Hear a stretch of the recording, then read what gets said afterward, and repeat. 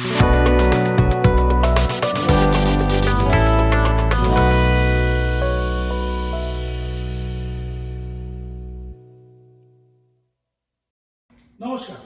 আমি Hrithik. Central Texas Bengali অ্যাসোসিয়েশনের তরফ থেকে আপনাদের কাছে আবার আমাদের গল্প হোক অনুষ্ঠানের এক নতুন অধ্যায় নিয়ে এসেছি। আজকের বিষয় ট্রেডিশন ভার্সেস ট্রেন্ড। আমরা যারা প্রবাসে বড় হয়েছি বা এখন প্রবাসে আছি, তাদের অনেকের মধ্যে এই প্রশ্নটা থাকে যে আমাদের ট্রেডিশন, ঐতিহ্য, এই রুটসগুলো এই নতুন আবহাওয়া, নতুন পরিবেশে সার জল পাবে তো? আর যদি সার জল পায়ও, সে বড় হবে কিভাবে? সেই বিষয়ে আজকে আমাদের আজকের টপিক ট্রেডিশন অ্যান্ড ট্রেন্ডস। আসুন আমাদেরই এই কমিউনিটির সদস্যদের থেকে জানি তাদের পার্সপেক্টিভস। আমরা এখানে সবাই বড় হয়েছি ভারতবর্ষের বিভিন্ন অংশে। কেউ কেউ বাংলায় বড় হয়েছি, কেউ কেউ বাংলার বাইরে বড় হয়েছি, কিন্তু আমরা সবাই আজকে এই আমেরিকার প্রবাসে আছি। তোমাদের সবার থেকে আমার খুব জানার ইচ্ছা যে তোমরা যেভাবে বড় হয়েছো সেই ঐতিহ্য, ট্রেডিশনস নিয়ে এখন সেইভাবে তোমরা কিভাবে দেখছো জিনিসটা। সুমনদা, তোমাকে দিয়ে শুরু করি। তুমি বড় হয়েছো জামশেদপুরে প্রবাসে। তুমি যখন বড় হচ্ছ, তুমি কি ধরনের ঐতিহ্য, ট্রেডিশনের মাঝখানে বড় হয়েছো? জামশেদপুরে তার জন্য জামশেদপুরে একটা ভৌগোলিক ব্যাপারটা বুঝতে হবে যে জামশেদপুর যদিও তখন সেই সময় বিহারে পড়তো, বা তার আগে এই ডিভিশনটা হওয়ার আগে, বিহারে যাওয়ার আগে এটা কিন্তু একটা বেঙ্গলের পার্টটা ছিল। তো তাতে একটা খুব ভালো সাইজেবল বাঙালিরা বা মানে জামশেদপুরে বসবাস করত। তো বাঙালিয়ানা বা বাঙালি কালচার যেটা বলে বা ট্র্যাডিশন যেটা বলে খুব মানে প্রমিনেন্টলি ছিল ওখানে। তার মানে দুর্গাপুজো, নাটক, যাত্রা, যেগুলো আমাদের খাওয়া দাওয়া, শাড়ি পরা, যেগুলোই আসে, নববর্ষ, সবই খুব প্রমিনেন্ট ছিল। ওভার দ্য টাইম হয়তো এখন একটু কমে গেছে, বাট আমরা যখন বড় হয়েছি তখন বাঙালিয়ানা দেখা যেত সব প্রতিটা কোনায় কোনায়। যদিও এটা কসমোপলিটন সিটি, সব ধরনের মানুষই থাকতো ওখানে। তাছাড়া আমরা কিন্তু এরকম করে মনে হয়নি যে বেঙ্গলের বাইরে রয়েছি আমরা। তো কেননা কলকাতা বেশি দূর না, 3 ঘন্টার ট্রেনের জার্নি ওখান থেকে। প্রতিনিয়ত লোকের সকালবেলা যেত, বিকালবেলা আসতো, একটা কানেকশন ছিলই। তবে তার সূত্রে যত বাঙালিদের যে বড় বড় বড় যাত্রা পালা, শীতকালে যাত্রা পালা, আমরা একটা তাকিয়ে থাকতাম যে বা এক্সপেক্ট করে বসে থাকতাম যে একটা যাত্রা হবে, সেটা দেখতে যাবো। মানে বাইরে থাকতাম বলে মনে হয়নি কোনোদিন যে বাংলার বাইরে আছি, সবকটা নিয়ে থাকতাম। তা সত্ত্বেও উপরই পাওনা যেটা ছিল, বাকি কালচারগুলো দেখতে পেতাম। যেমন ছটের সময় ছট পুজো হচ্ছে, তার যে একটা আনন্দ, বা অন্যান্য অন্যান্য পুজোগুলো যেমনি হয়, বা ক্রিসমাস। আমাদের পাশের বাড়ি একজন খ্রিস্টান ছিল, ওরা ক্যারল যখন গাইতে আসতো রাত্রিবেলায় 12টার সময় আমরাও জেগে বসে থাকতাম যে ক্যারল গাইতে আসছে আমাদের, তারপরের দিন ওদের বাড়িতে খাবার আসবে। তো ওটাও আমরা একটা লুক ফরওয়ার্ড করতাম। তো সেই জন্য জামশেদপুরে থাকার জন্য খুব একটা যে বাংলা থেকে দূরে সন্তান, বরং আমরা অনেক অ্যাডিশনাল জিনিসও পেয়েছি, অনেক অ্যাডিশনাল অন্যান্যদের ট্রেডিশন, অন্যান্যদের তাদের থাকা, খাওয়া দাওয়া খুব ভাবে প্রভাবিত ছিলাম। যেমন কারো বাড়িতে যদি ধোসা হতো, আমার জন্য আসতো বাড়িতে। কারো বাড়িতে যদি নববর্ষ বিশেষ করে, যেমন কারো বাড়ি দুগাদি হলো, তার যে খাওয়া দাওয়া আমাদের বাড়িতে আসতো। So it was a very cosmopolitan, but বাঙালিয়ানা খুব প্রচন্ড ভাবে ঠিক ছিল আমাদের সময়। এক্সেলেন্ট। তুমি বলে জামশেদপুরে বাঙালিয়ানাটা, কারণ বাংলার খুব কাছে এবং সেই ইন্টারমিক্সিংটা। মিতাদি, তুমি দিল্লিতে বড় হয়েছো, সিমিলার কসমোপলিটন, কিন্তু বাংলার থেকে অনেক দূরে। তোমার এক্সপিরিয়েন্স কিরকম ছিল? একদম ঠিক বলেছো। আমি সুমনের সাথে কিছু কিছু জায়গায় আমার মনে হয় মিল আছে, আবার কিছু কিছু জায়গায় একটু ডিফারেন্ট। যেহেতু আমরা অনেকটা দূরে ছিলাম বাংলা থেকে, আমাদের দিল্লিতে বাঙালিদের মধ্যে, এবং আমি অনেকদিন আগের কথা বলছি, তখন অনেক বাঙালি, দিল্লিতে প্রচুর বাঙালি, একটা খুব ইচ্ছে ছিল বাঙালিয়ানাটাকে ধরে রাখার। এবং সেটা ছোটবেলার থেকে মা বাবারা, পাড়ার কাকু কাকিমারা, মাসিমেশরা নানানভাবে নানান রকম অনুষ্ঠান, যেরকম সবকিছু, রবীন্দ্র নজরুল জয়ন্তী, তারপর তোমার নববর্ষ, তারপর তোমার মহারাজ যে একটা এক্সাইটমেন্ট, রাত্রিবেলা ভোর রাত্রে উঠে বীরেন্দ্র কৃষ্ণ শোনা, সমস্ত কিছু আমরা করি, দুর্গাপুজো, তারপর ঢাক আসতো, সেটা একটা বিরাট ছিল। দিল্লিতে যেরকম রজনীগন্ধা, যেরকম যেগুলো কলকাতায় খুব কমন, মানে বিয়ে বাড়িতে রজনীগন্ধা ফুল, সেটা তো আমরা ওরকম পেতাম না ওখানে, কিন্তু যদি কখনো হতো ওটা একটা বিরাট ইভেন্ট, এই জানিস তো এখানে পাওয়া যাচ্ছে, মানে সবাই যাচ্ছে। মাছ ওয়াজ আ বিগ থিং, যে এই আজকে ইলিশ মাছ বেরোচ্ছে। সব খাওয়া দাওয়া, রীতিনীতি, আচার, এর মধ্যে একটা সবার একটা প্রচেষ্টা ছিল বাঙালিয়ানাটাকে ধরে রাখার। আর তার থেকে একটা আমার বাড়িটা, আমি বলবো যে আমি যে পরিবারে জন্মগ্রহণ করেছি সেখানে আমার বাবা মা তারা খুব কর্ণধার ছিল যে বাঙালিয়ানাটাকে দিল্লির বুকে, মানে দিল্লিতে রাখা। মানে আমাদের মধ্যে তো অনেকদিন আগের থেকে নাটকের ইনস্টিটিউট তৈরি করা হয়, নাচ গান, তো সেই জন্য আমরা ওটাতে খুব বড় হয়েছি। তো যেরকম বাঙালিয়ানাটা ছিল, আবার আমরা খুব ইনফ্লুয়েসড হয়েছিলাম দিল্লির লোকাল কালচার। যেরকম দোল উৎসব আমাদের কাছে একটা বিরাট বড়, আমরা প্রথম দিল্লির বুকে তৈরি করি দোল যাত্রা, যেটা আমরা গান গাইতে গাইতে আবির ছড়াতে ছড়াতে। আবার তার কিছুদিন আগে লোরি একটা বিরাট বড় দিল্লির একটা, যেখানে আগুন জ্বালানো হয়, ওটাও আমরা খুব এনজয় করতাম। ওখানে গিদ্দাক হয়, মানে ঢোলক বাজিয়ে নাচ হয়, গান হয়। তো এই একটা মিলমিশ ছিল। আবার প্রবাসীদের একটা প্রচন্ড স্পৃহা থাকে যে ওটাকে ধরে রাখা আর কি করে নেক্সট জেনারেশনে পাস করা, সেটাও আমরা খুব খুব ভালোভাবে চেষ্টা করেছি। মানে পুরো একটা ইন্টার কালচারাল ম্যাট্রিক্স একরকম। দিবঙ্গতা, তুমিও প্রবাসে বড় হয়েছো, কিন্তু তুমি আসামে বড় হয়েছো। বাংলার কাছে ঠিকই, কিন্তু আবার অন্য রকম। তো এই যে সুমনদার, মিতাদি যেমনি বললো, তোমার এক্সপিরিয়েন্স কিরকম? সেম এক্সপিরিয়েন্সই বলবো। আমার জন্ম হয়েছিল আসামে, ঠিক আছে। তো তাতে কি হয়েছে, আমি যে জায়গাটায় ছিলাম সেটা ছিল বাঙালি অধ্যুষিত। আমাদের পাড়ার সমস্ত আশেপাশে যত পাড়া ছিল সবগুলোতে দুর্গা পুজো হতো, সব পুজো রকম পুজো হতো। আমার পাশেই বাংলা স্কুল সব রয়েছে, ওখানে যা রকম রবীন্দ্রসঙ্গীত হচ্ছে, যা অনুষ্ঠান হচ্ছে, সব কিছুই আসতো। তো আমাদের বাড়িতে কি ছিল, কালচার ছিল যে কিছুটা বলছে এরা, যে বাড়িতে বাবা খুব গান বাজনা ভালোবাসতো। গান তো কি হতো, আমাদের একমাত্র সোর্স ছিল একটা রেডিও। তো রেডিও থেকে আমি বলতাম আমার গুরু হলো রেডিও, সবাই যেটা বলে, অনেকেই বলে না।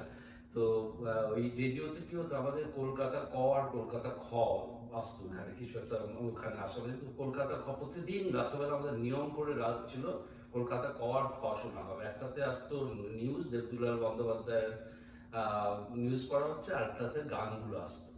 আর আমাদের রবিবারের নিয়ম ছিল যে আর বাকি হিন্দি গান, যা বিবিধ ভারতের গানগুলো রেডিওতে শুনতো। তো ওইটা দিয়ে আমাদের একটা আমার মিউজিক্যাল ইন্ট্রোডাকশন হচ্ছে, ঠিক আছে। যেহেতু আসামে বই হয়েছি, ওইদিকে অ্যাসামিস, আমি পড়াশুনো ধরো গুয়াহাটিতে অনেক অ্যাসামিস স্কুল আছে, অনেক বন্ধু বান্ধব আছে, তার থেকে আমি বিহুর সঙ্গে হয়েছিল, যেটা অন্য কালচারটার সঙ্গে খুব তো ওটার সঙ্গে থাকতে থাকতেই বলতে গেলে মিক্সড হয়েছে। কেউ ডেফিনেটলি বাংলা একটা মেইন সেন্টারে ছিল। আর আমার যেটা মেইন এক্সপোজার টু বাংলা, আমার আত্মীয় স্বজন সমস্ত সবাই কলকাতায়। তো প্রতি বছরই আমরা আসতাম ইয়েতে কলকাতাতে। তো কলকাতাতে এসে কি করতাম, প্রথমেই যে চলে যেতাম কলেজ স্ট্রিটে গিয়ে পাড়া ঘুরতাম। বাবার ছিল সব বই কিনবে, সমস্ত রবীন্দ্র রচনাবলী, শরৎ রচনাবলী, এগুলো কেনা হতো। তখন কিনে করে আমরা বাড়িতে করে নিয়ে যেতাম। তখন নিয়ে এসে আমাদের বললো যে আমাদের ওইগুলো পড়তে হবে। তো ওইটা একটা কালচার নিয়ে বড় হয়েছি। আবার হলো যে আমাদের পূজা বার্ষিকী, সমস্ত আনন্দমেলা থেকে আমরা সবগুলো আমাদের ওখানে আসতো। আমাদের ওখানে গুয়াহাটিতে একটা ছিল যে আনন্দবাজার পেপার যেটা আসতো, আমরা দুটো পেজে রাখতাম, একটা হলো আনন্দবাজার পত্রিকা আর একটা হলো স্টেটসম্যান। আর যেটা আসতো সেটা বিকেল বেলা আসতো, যে তখন ছিল মোহনবাগান, ইস্ট বেঙ্গলের খবর। আমার হলো পেছনের পাতায় চলে যেতাম, আর দিদি থাকতো সামনের পাতায়, কোন খবরগুলো পড়বে। তো এইভাবেই পড়া হতো আর কি। তো আমি বলছি ওগুলো খুব ফান মেমোরিজ আছে, যে ওই একটা বাংলার সঙ্গে কোন সময় টাচ ডিটাচড হয়ে গিয়ে আর কি, মানে কনস্ট্যান্টলি একটা টাচে ছিলাম সবসময়। আর প্লাস অ্যাসামিজ কালচারটাকে নিয়ে বড় হয়েছে সঙ্গে নিয়ে আর কি। জাস্ট টু অ্যাড, ওই যেরকম এই যে কথাটা বলে, লিটারেচার একটা বিরাট বড় একটা অঙ্গ আমাদের। এবং যেরকম তুমি দীপঙ্কর বললে, আমরাও যেহেতু দিল্লিতে বড় হয়েছি, ওখানে তখন ওরকম পাওয়া যেত না, বাংলা নিউজ পেপার এরকম আসতো না। আমাদের মনে আছে প্রতি বছর পুজো বার্ষিকীতে দেশ ওইগুলো আসতো। আর তারপর আমরা যখন কলকাতায় গেতাম ওই যে হাদা ভদা, নন্টে ফন্টে, তারপর এইগুলোর বাটুল দি গ্রেট, এইগুলোর সমস্ত, তারপর এই সব কালেকশন গুলো আমাদের কাছে খুব একটা ট্রেজার ছিল, যে সব নিয়ে কলকাতা থেকে আসছি অথবা দিল্লিতে হচ্ছে, মানে আনা হচ্ছে। এবং ওগুলোকে কালেক্ট করা, হ্যাঁ, প্রত্যেক collect বছর করা। এগুলো রেখে দেওয়া, Right. সেটা একটা রীতি ছিল। Right. সেটা কথা বলে খুব ইন্টারেস্টিং। তোমরা তিনজনেই প্রবাসী, মানে প্রবাসে বড় হয়েছো। একটা জিনিস আমি রিয়েলাইজ করলাম তোমাদের তিনজনের কথাতেই, বাংলার থেকে দূরে থাকাতে টানটা হয়তো ইনভেরিয়েবলি অনেক বেশি ছিল। যে কমিউনিটি ফোকাসটা ছিল, যে কনসেন্ট্রেশনটা ছিল, যেখানে তোমরা বড় হচ্ছিলে, সেই জায়গায় ওইগুলোকে নার্চার করার ইম্পেটাস অনেক বেশি ছিল। Let me switch gears. Jayshree, বনিদি, তোমরা বেঙ্গলে বড় হয়েছো, তোমরা কিরকম ভাবে দেখেছো এই ডিফারেন্সটা? যেমনি করে মিতাদি, সুমনদা, দীপঙ্করদা বললো, তোমরা কি কোনো অন্য রকম কালচার ফেস করেছো বা অন্য রকম ভাবে জিনিসগুলোকে এক্সপিরিয়েন্স করেছো ট্রেডিশন? আমি বলবো আমি চুঁচুড়ায় বড় হয়েছি, চন্দননগরের পাশে একটা শহর, খুব ছোট একটা জায়গা। যেহেতু আর আজকে আমি এটাই বলছিলাম যে যেহেতু এটা শহর নয়, আমাদের পসিবিলিটিস খুব কম ছিল, আর যার জন্য এন্টারটেনমেন্ট বলতে সেরকম কিছু ছিল না। একটাই মুভি থিয়েটার ছিল যেটাতে আমরা বছরে হয়তো একবার যেতাম, সেটা। তাছাড়া আমাদের এন্টারটেনমেন্ট বলতে যেটা ছিল পাড়া কালচার। পাড়া কালচার হচ্ছে ছোট ছোট প্রত্যেকটা পাড়ায় ছেলেমেয়েরা একসঙ্গে ক্রিকেট খেলা বা গান বাজনা বা সাহিত্য নিয়ে, যেমন পয়লা বৈশাখ বা যে কোনো রবীন্দ্র জয়ন্তীর সময় একসাথে যে প্রোগ্রামগুলো করা হতো, সেটা আমাদের অনেক বেশি বন্ডেড রাখতো এবং বাংলা কালচারের সাথে অনেক ক্লোজ রেখেছে। তো সেইভাবে আমি বলতে পারি যে আমরা সেইটাও, but at the same time আমি যেটা সেদিনও বলছিলাম যে চন্দননগর হচ্ছে ফ্রেঞ্চ কলোনি, তো যার জন্যে আমি বললাম যে আমাদের স্কুলে 4th ল্যাঙ্গুয়েজ ছিল ফ্রেঞ্চ। তো সেই ব্যাপারটা যে যেই জায়গায় তুমি থাকবে সেটার হিস্ট্রিটা অনুযায়ী you also get expose to that. So সেই জন্য আমরা পর্তুগিজ বা ফ্রেঞ্চও অনেক বেশি এক্সপোজড হয়েছি, সেটা জানার ইচ্ছে বা সেটা আমাদের কিন্তু স্কুলে আসতেন একজন ফ্রেঞ্চ ভদ্রলোক ফ্রেঞ্চ শেখাতে, এবং সে কিন্তু অ্যাট দ্য সেম টাইম, আমি এই কথাটা কেন তুললাম, কিন্তু ভদ্রলোক বাংলাতেও কথা বলতে জানতেন এবং সে বাংলা সাহিত্য নিয়েও কথা বলতেন, সে বাংলার গান বাজনাও জানতেন, কিন্তু তিনি ফ্রেঞ্চ, কিন্তু সে আমাদের ফ্রেঞ্চ শেখাতো।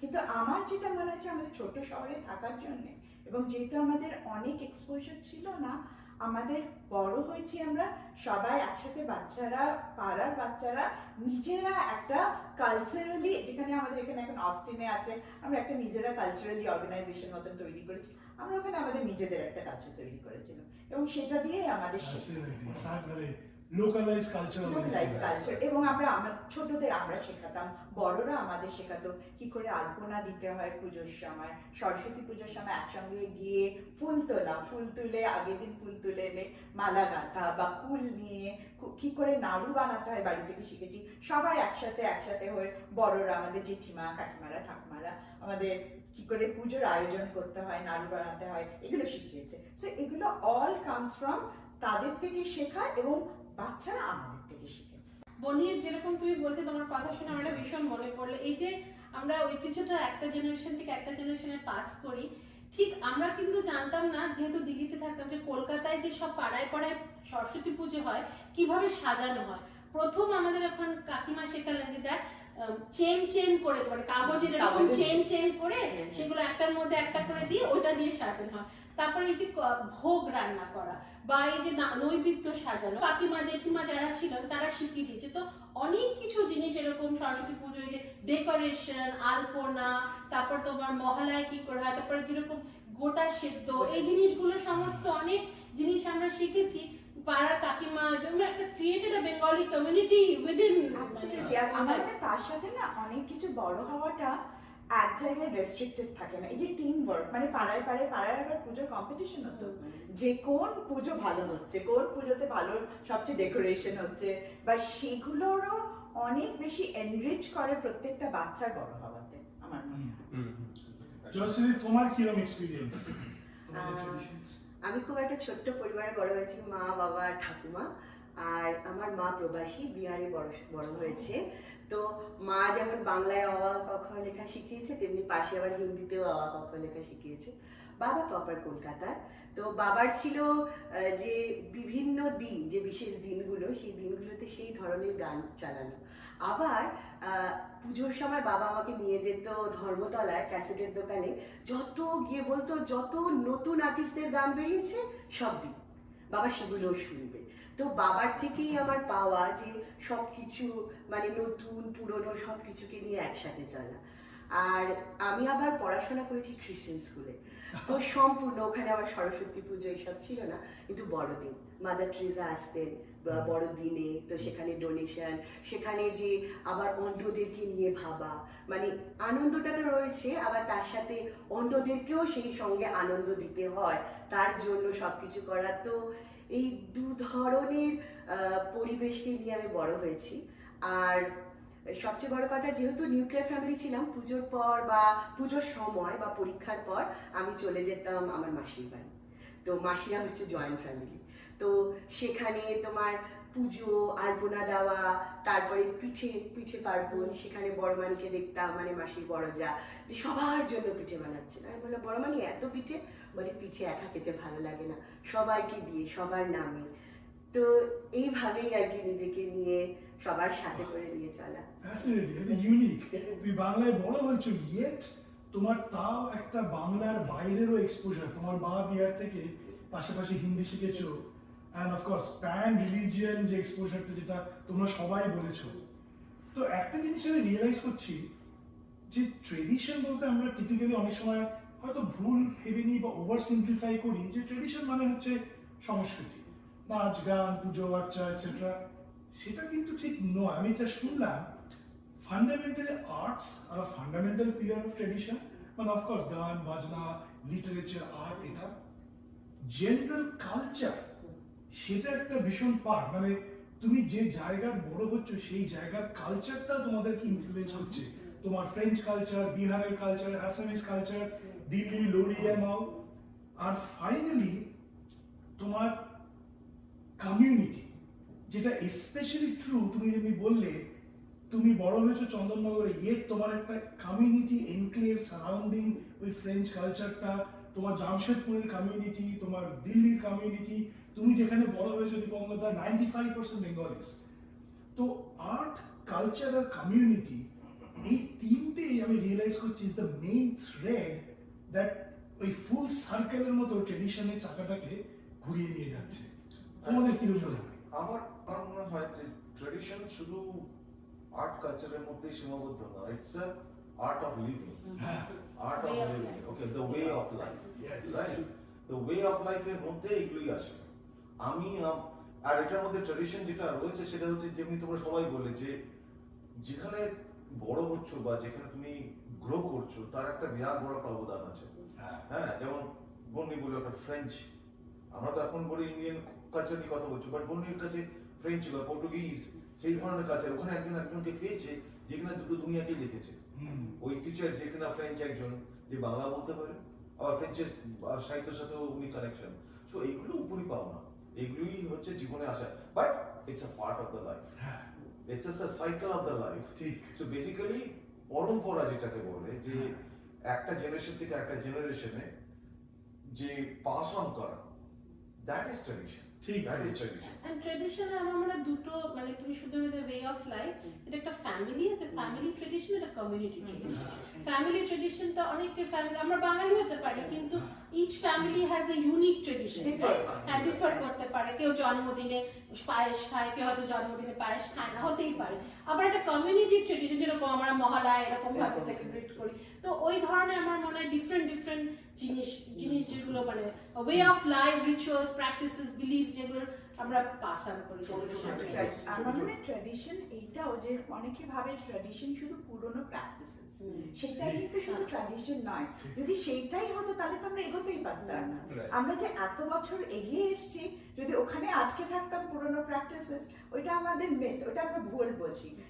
পুরোনো প্র্যাকটিস কিন্তু ট্র্যাডিশন না। ট্র্যাডিশন হচ্ছে তুমি যেটা ইনহেরিট করেছো, সেটা তোমার ফ্যামিলি থেকে হতে পারে, তোমার কমিউনিটি থেকে হতে পারে, তুমি যেখানে বড় হয়েছো সেখান থেকে হতে পারে। যেরকম আমরা সবাই ডিফারেন্ট জায়গায় বড় হয়েছি, সেটা যেটা আমরা ইনহেরিট করেছি সেটা কিন্তু একটা নলেজ, ওয়েলথ অফ নলেজ, সেটাকে আমরা এগিয়ে নিয়ে যাচ্ছি। I think that is tradition. Yeah, and also something which is not static, Static. dynamic. Right. You know, আমরা এখানে আছি, আমরা এখানে থ্যাঙ্কসগিভিং টা আমাদের ট্রেডিশন হয়ে গেছে। হয়ে গেছে। বাচ্চাদের জন্য ওরা নববর্ষ করছে, আবার থ্যাঙ্কসগিভিং করছে। ইটস একদম। Continuously Right. Evolving Right. And evolve করছে এবং ডাইনামিক্স। হ্যাঁ, ট্র্যাডিশন অলওয়েজ ইভলভ করে। ট্র্যাডিশন অলওয়েজ, আমাদের যে জেনারেশন, যে আমরা যেগুলোকে ট্র্যাডিশন বলছি, সেটা কিন্তু 50 বছর আগে সেরকম এক্স্যাক্টলি আমার ঠাকুরদা বা এরা বলবে, ওরা কিন্তু বলবে না না এটা তোরা ঠিক করছিস না, এরকম আমরা করতাম না। So tradition is also evolving every day. আমরা নতুন কিছু শিখছি, আমরা মানুষ, আমরা অ্যাডপ্ট করি, তার মধ্যে কিছু নতুন কিছু অ্যাড করি, and then we pass on to the next generation. That's our exactly. যেমন মানে আমরা আমাদের মা ঠাকুমাদের যেভাবে দেখে এসেছি, সেটা তারা যেভাবে করতো সেগুলোকে আমরা ভাবি ট্র্যাডিশন। আমাদের কাছে সেগুলো খুব একটা আদরের জায়গা, ভালোবাসার জায়গা। আবার আমি যেভাবে আমার লাইফে যে ট্র্যাডিশন যেগুলোকে করছি, সেগুলো আবার সিওনার কাছে সেগুলো ট্র্যাডিশন হচ্ছে। হয়তো সেগুলো হয়তো আমার মা বা ঠাকুমার সাথে একভাবে নাও মিলতে পারে, তো এইভাবেই পাস অন। আর ওয়েলথ অফ নলেজ যেটা আমরা পেয়েছি, আমার মনে হয় ওটাকে আমরা সবাই এনহ্যান্স করছি। Right. আমরা একটু করে নিজেদের ওর মধ্যে অ্যাড করছি, আমাদের নিজেদের পার্সোনালিটি, যেটা আমরা এগিয়ে নিয়ে যাচ্ছি। আমি না ওই এনহ্যান্সমেন্টটাও খুব দরকার, যাতে আর জায়গায় দাঁড়িয়ে না থাকে। একটা পয়েন্ট অ্যাড করবো, এর মধ্যে সবথেকে ক্লাসিক এক্সাম্পল যেটা আমার মনে হয় হচ্ছে রবীন্দ্রসঙ্গীত। ঠিক আছে, রবীন্দ্রসঙ্গীত যখন রবীন্দ্রসঙ্গীত রাবীন্দ্রিক ভাবে গাওয়া হতো, তখনও কিন্তু ওটা ঠিক ছিল। ঠিক, আজকের দিনে কথাটা বলো, এটাকে বলে কালজয়ী জিনিস। একটা জিনিস ইমমর্টাল, ঠিক। বিকজ রবীন্দ্রসঙ্গীত হচ্ছে একমাত্র, আমার মতে, যে একমাত্র মিডিয়া যেটা কিনা প্রত্যেকটা সময় জিনিসকে অ্যাডাপ্ট করতে পেরেছে আর দিয়ে মিনিংফুল ওয়েতে রয়ে গেছে, এক্সিস্ট করেছে। আজকের দিনে যেভাবে ড্রাম বেস গিটারের সাথে রবীন্দ্রসঙ্গীত হচ্ছে, আমাদের কিন্তু ভালো লাগছে, আমাদের কিন্তু খারাপ লাগছে না জিনিসটা, মানে একদম আউট অফ দ্য টাচ হয়ে যায়নি, কিন্তু ওটা অপসংস্কৃতি লাগছে না। কিন্তু একটা সময় ছিল যখন ওটাকে, তার জন্য বিশ্বভারতীকেও বলতে হবে যে ওরা একটা সময় লাগামটা ছেড়েছে, বলেছে। তো that is also part of, so yes, tradition is something, but it is also evolving. সবসময় আমাদের পার্ট হয়ে একটা নদীর মতন। হ্যাঁ, যেটা হ্যাঁ, যখন ইন্টারনেট এসেছিল, তখন হয়তো প্রথম যখন স্টার্ট হয়েছে, তখন তাকে নিয়ে অনেক ধরনের জল্পনা হয়েছিল যে এটা লাইফে মানুষ। এখন আমাদের একটা পার্ট। আবার এআই যুগ আসছে, এটা এমন একটা দিন আসবে, এটাকে নিয়ে তখন আলাদা করে কেউ আর কথাই বলবে না, তখন ওটা আমাদের অংশ হয়ে গেছে। Another thing is that aspect of it, মানে গ্লোবালাইজেশন যত হচ্ছে, রাইট, আমরা যত হচ্ছি আরো expose to other culture, so আমাদের ট্র্যাডিশনটা is getting impacted by that also somewhere, right. আমরা আরো লার্ন করছি। আগের সময় কি হতো, আমরা এতটা এক্সপোজ ছিলাম না, তখন আমরা ওই জিনিসটাই করে আসছি, ওই বিয়েতে ওইটাই জিনিসটা হচ্ছে। এখন বিয়ের সঙ্গে সঙ্গীত ঢুকে যাচ্ছে, অনেক কিছু হাজার জিনিস ঢুকে যাচ্ছে। কিন্তু আমাকে 20 বছর পরে জিজ্ঞেস করো, ওইটাই মনে হবে, বাচ্চাদের কাছে মনে হবে ওইটাই ট্র্যাডিশন। মানে সেইখানে আমার মনে হয় relevancy of tradition and how to pass on tradition is very important. Tradition একটা গাছ, আর তারপরে যেগুলো তার একটা গাছের মধ্যে অনেক রকমের ফুল হয়, সেগুলো হচ্ছে যেগুলো নতুন আমরা তার মধ্যে এনহ্যান্স করছি, সেগুলো হচ্ছে সেই ফুলগুলো। ফ্যাসিনেটিং। আর আমাকে একটা কথা বলে ভাই, এক্সেলেন্ট পয়েন্ট, যেটা ইভলিউশন অফ ট্রেডিশন। আমাকে একটা কথা বলো, তোমরা বড় হয়েছো একটা লোকালাইজ কালচার, যেখানে you are surrounded by similar traditions. ঠিক আছে, মনে করো দীপক দত্ত, তুমি যেখানে বড় হয়েছো 95% বাঙালি, তোমরা যেখানে বড় হয়েছো জয়শ্রী, তোমরা তো 100% বাঙালি। কিন্তু এখন তোমরা যেখানে আছো সেখানে হয়তো 10% বাঙালি। তো এই কমিউনিটি ডেমোগ্রাফিক চেঞ্জটাতে তোমাদের ট্রেডিশনগুলো কিভাবে ইভলভ করেছে? That's a good question. Definitely করেছে অনেক। অ্যাকচুয়ালি কি হয়েছে, যখন আমরা অ্যাজ এ ইমিগ্রেন্ট, আমি যদি চিন্তা করি, যাই তখন আসছে প্রথমে যখন আমরা এসেছিলাম, তখন আমাদের কাছে আমাদের ট্র্যাডিশনের থেকেও বেশি দরকার ছিল জানাটা এখানে কি হচ্ছে, how I will fit in there. So that's kind of, আমরা যখন এসেছিলাম তখন আমাদের কাছে এতটা ইন্ডিয়ান কমিউনিটি ছিল না আজকে যা দেখছি। তো সেই সময়টা তাও বলবো যে অনেকটাই ছিল আমাদের। আমি যখন এসেছি তখন একটা অলরেডি মিনাপোলিসে এসেছিলাম, তখন একটা বেঙ্গলি কমিউনিটি ছিল, ছোট করে ছিল। তখন যা হয় আমাদের ইমিগ্রেন্ট, আমরা নিজেদের লোক খুঁজি, রাইট, লোক খুঁজতে খুঁজতেই বাঙালি ছিল বেশ। তো আমাদের কি হতো, যখন প্রথমে যা হতো অফিস কাজ করতাম, কাজ করে এসে উইকেন্ড থাকতো, তো বন্ধু বান্ধব এসে ওখানে গান বাজনা করতে বসতাম। ওই ছোট করে একটা নিজেদের কমিউনিটি হয়ে গেছিল ছোট করে। তো কিন্তু অ্যাট দ্যাট টাইম আমরা কিন্তু যেহেতু অফিসেরও আরো বন্ধু বান্ধব ছিল, অনেক কিছু ছিল, তো অনেক কিছু আমরা ক্রিশ্চিয়ান চার্চে এক বন্ধু ছিল, ওকে বললো চলো যাবি, তো এইভাবে আমরা গেছি ওখানে। তখন I got more expose to that. তারপরে যা হয় আমাদের আরেকটা হলো ইমিগ্রেন্ট হলো টিভি শো সাইনফিল্ড দেখে আমি যেমন আমেরিকান কালচার শিখেছিলাম বলতে, I am proud to say that, মানে কি হচ্ছে। তো এইগুলো যখন করতে করতে, so I was more in the kind of at that time I was more absorbing that this এখানকার কালচারটাকে, তো করে। কিন্তু at the same time because I more incline to music, তো মিউজিকটাতে কি হতো আমার ওইটা হেল্প করতো। আমি যখন কি হতো, আমি ধরো দেশে যখন যেতাম বা আমি সবসময় করে উচ্চ সিডিআর ক্যাসেটগুলো নিয়ে আসতাম, মানে বিকজ তো আমার মিউজিকটা was like one way of keeping touch with the tradition, right. আর একটা ছিল তো ডেফিনেটলি তারপর বিয়ে করার পরে আলাদা অন্যান্য অনেক কিছু এসেছে, কিন্তু সবসময় আমি অ্যাট দ্যাট টাইম আমার মনে হয় আমি I was more expose to এখানকার জানার জন্য আমি বেশি ইন্টারেস্টেড ছিলাম যে কি হবে। তারপর দেন ইট ইভলভ আমি এক্সেলেন্ট। জয়শ্রী, তুমি ফিউশন ডান্সে ইন্টারেস্টেড, তুমি খুব ভালো নাচ করো। তোমার কিভাবে এনভায়রনমেন্টটা তোমার আর্টটাকে কিভাবে ইভলভ করেছে? আমার ডান্স শুরু মানে রবিতীর্থ, মানে যেখানে সুচিত্রা মিত্র মানে উনি গান শেখাতেন, ওখান থেকে। তো ওখানে আমাদের ট্র্যাডিশনালি ভাবেই আগে প্রথমে ট্রেন করা হতো। তবে সেখানে আমাদের এক্সাম নিতেন বিরজু মহারাজজি, তো ওনাকেও, উনি যখন আসতেন আমাদের পরীক্ষা নিতে, তো ওনাকেও দেখতাম যে এই যে একটা ট্র্যাডিশন, এর বাইরে গিয়েও উনি নানা ধরনের কথা ওখানে বলতেন, নানা রকম ডান্স ফর্ম, নানা রকম অন্য কিছু, এবং তার থেকেও সেইভাবেই তিনি সম্মান করতেন। তারপর সেখান থেকে ধীরে ধীরে আমার যাওয়া হচ্ছে উদয়শঙ্কর গ্রুপে। রবিতীর্থের পর যখন উদয়শঙ্কর গ্রুপে আমি জয়েন করলাম, ওখানেও দেখলাম যে ক্রিয়েটিভ বা কন্টেম্পোরারি ডান্স মানে একটা ধারার মধ্যে বাধা নেই, সব ধরনের সেখানে একটা কি বলবো ঐক্য। তো এগুলোই মানে জীবনে চলার পথে নানা রকম শিখিয়েছে। তো এটা আমি জাস্ট জয়শ্রীর সাথে একদমই আমারও সিমিলার এক্সপিরিয়েন্স। দিল্লিতে যখন বড় হই, বাড়ির থেকে যেরকম প্রথমে রবীন্দ্রসঙ্গীত, এই নানান রবীন্দ্র নৃত্য এইসব, তারপর ক্লাসিক্যাল পাড়ার ভারতনাট্যমে, কিন্তু আমাদের ওখানে যেহেতু অত বাঙালি ছিল না, সেজন্য প্রচুর অবাঙালি ছেলে মেয়েদেরকে নিয়ে আমরা প্রোগ্রাম করেছি। তো সেই সময় অনেক কিছু কিন্তু ওদের কাছ থেকেও আমরা শিখেছি। যেরকম ধরো পাঞ্জাবিরা যে ধরনের নাচে বা ওদের মধ্যে বয়স্ট্রেসনেসটা অনেক বেশি, মানে সেটাকে কি করে আমরা রবীন্দ্র নৃত্যের মধ্যে ইনভলভ করছি, বা কিভাবে বিভিন্ন জিনিসটাকে দুটোকে মিশ্রণ করছি, বা আমাদের নানান নৃত্যনাট্যে যেখানে খুব ওইরকম বোল্ড, ওরা খুব perfect suited for those roles. তো এটা আমার মানে ভীষণ ভালো লেগেছে। ছোটবেলা থেকে আমি বড় হয়েছি যে দিল্লিতে এই ব্যাপারটা, যে দুটো কালচারের স্কিল সেটকে কি করে সম্মিলন করে একসঙ্গে এনে কি করে করা যায়। আর সিমিলার এক্সপিরিয়েন্স আমার, আমি যখন লন্ডনে যাই, ওখানেও আমি যখন মাস্টার্স করতে যাই, ওখানে আমার বিরাট বড় স্প্যানিশ একটা স্টুডেন্টসের গ্রুপ, আমরা ইন্টারন্যাশনাল স্টুডেন্ট ছিলাম। তো ওরা যেভাবে ফ্লেমিঙ্গো নাচে, ওরা যেভাবে স্প্যানিশ নাচগুলো নাচে, আমাদের সাথে ডিফারেন্ট ছিল। তো ওটা শেখার সময় আমাদের প্রচন্ড আদান প্রদান হতো। ইন্টারন্যাশনাল ফেস্টগুলো যখন হতো, আদান প্রদান হতো, ওরা কিরকম রবীন্দ্রসঙ্গীতের সাথে হাত তুলে নাচে, আমরা কিরকম ওটা করি। তো এই থ্রু আউট দ্য থিং আমার মনে হয়েছে যে এত সুন্দর এইগুলোর মেলবন্ধন হয় প্রত্যেকটা ট্রেন্ডস। এবং এখানে এসে আমি দেখেছি যে বিভিন্ন ফিউশন মিউজিক, ব্যালে, জ্যাজ, এবং সেগুলোকে নিয়ে আমরা যখন এখন কমিউনিটিতে প্রোগ্রাম করি, ইটস আ রিচ ট্রেজার স্ট্রোভ, মানে এবং ওটা অনেক বেশি এনহ্যান্স করে। এবং you can keep your tradition, you can be rooted, at the same time you are exposed to the world. আমি এটাই বলছেন তোদের দুজনের কথাই, এবং মিতালি যেটা বললো, আমার মনে হয় সবসময় আমরা ভাবি যে ভ্যালুটা কিন্তু একই জায়গায় আছে, উই আর ভেরি রুটেড, কিন্তু আমরা গ্লোবালি আমরা প্রেজেন্ট করছি, উই প্রেজেন্টিং ইট গ্লোবালি। তো সেটার একটা আনন্দ, যেমন তোমাদের কথা থেকে মনে করলাম, আমি যখন সল্টলেক সিটিতে থাকতাম, খুব কম ইন্ডিয়ান, তার মধ্যে খুব কম বাঙালি, দুটো বাঙালি ফ্যামিলি, খুব কম ইন্ডিয়ান। তো আমি তখন আমাকে ওরা গেস্ট লেকচারার হিসেবে আমাকে কমিউনিটি কলেজে ডেকেছিল for international studies and international music. তার মধ্যে ক্লাসে প্রত্যেকজনই কিন্তু আমেরিকান ছিল, ওখানে কোনো ইন্ডিয়ান ছিল না। আর আমাকে দায়িত্ব দেওয়া হয়েছিল তাদেরকে অ্যানুয়াল প্রোগ্রামটা তাদের ইন্ডিয়ান নাচ শেখানো, এবং তার মধ্যে অন্তত অ্যারাউন্ড 16-17 জন ছেলে মেয়ে মিলিয়ে ছিল।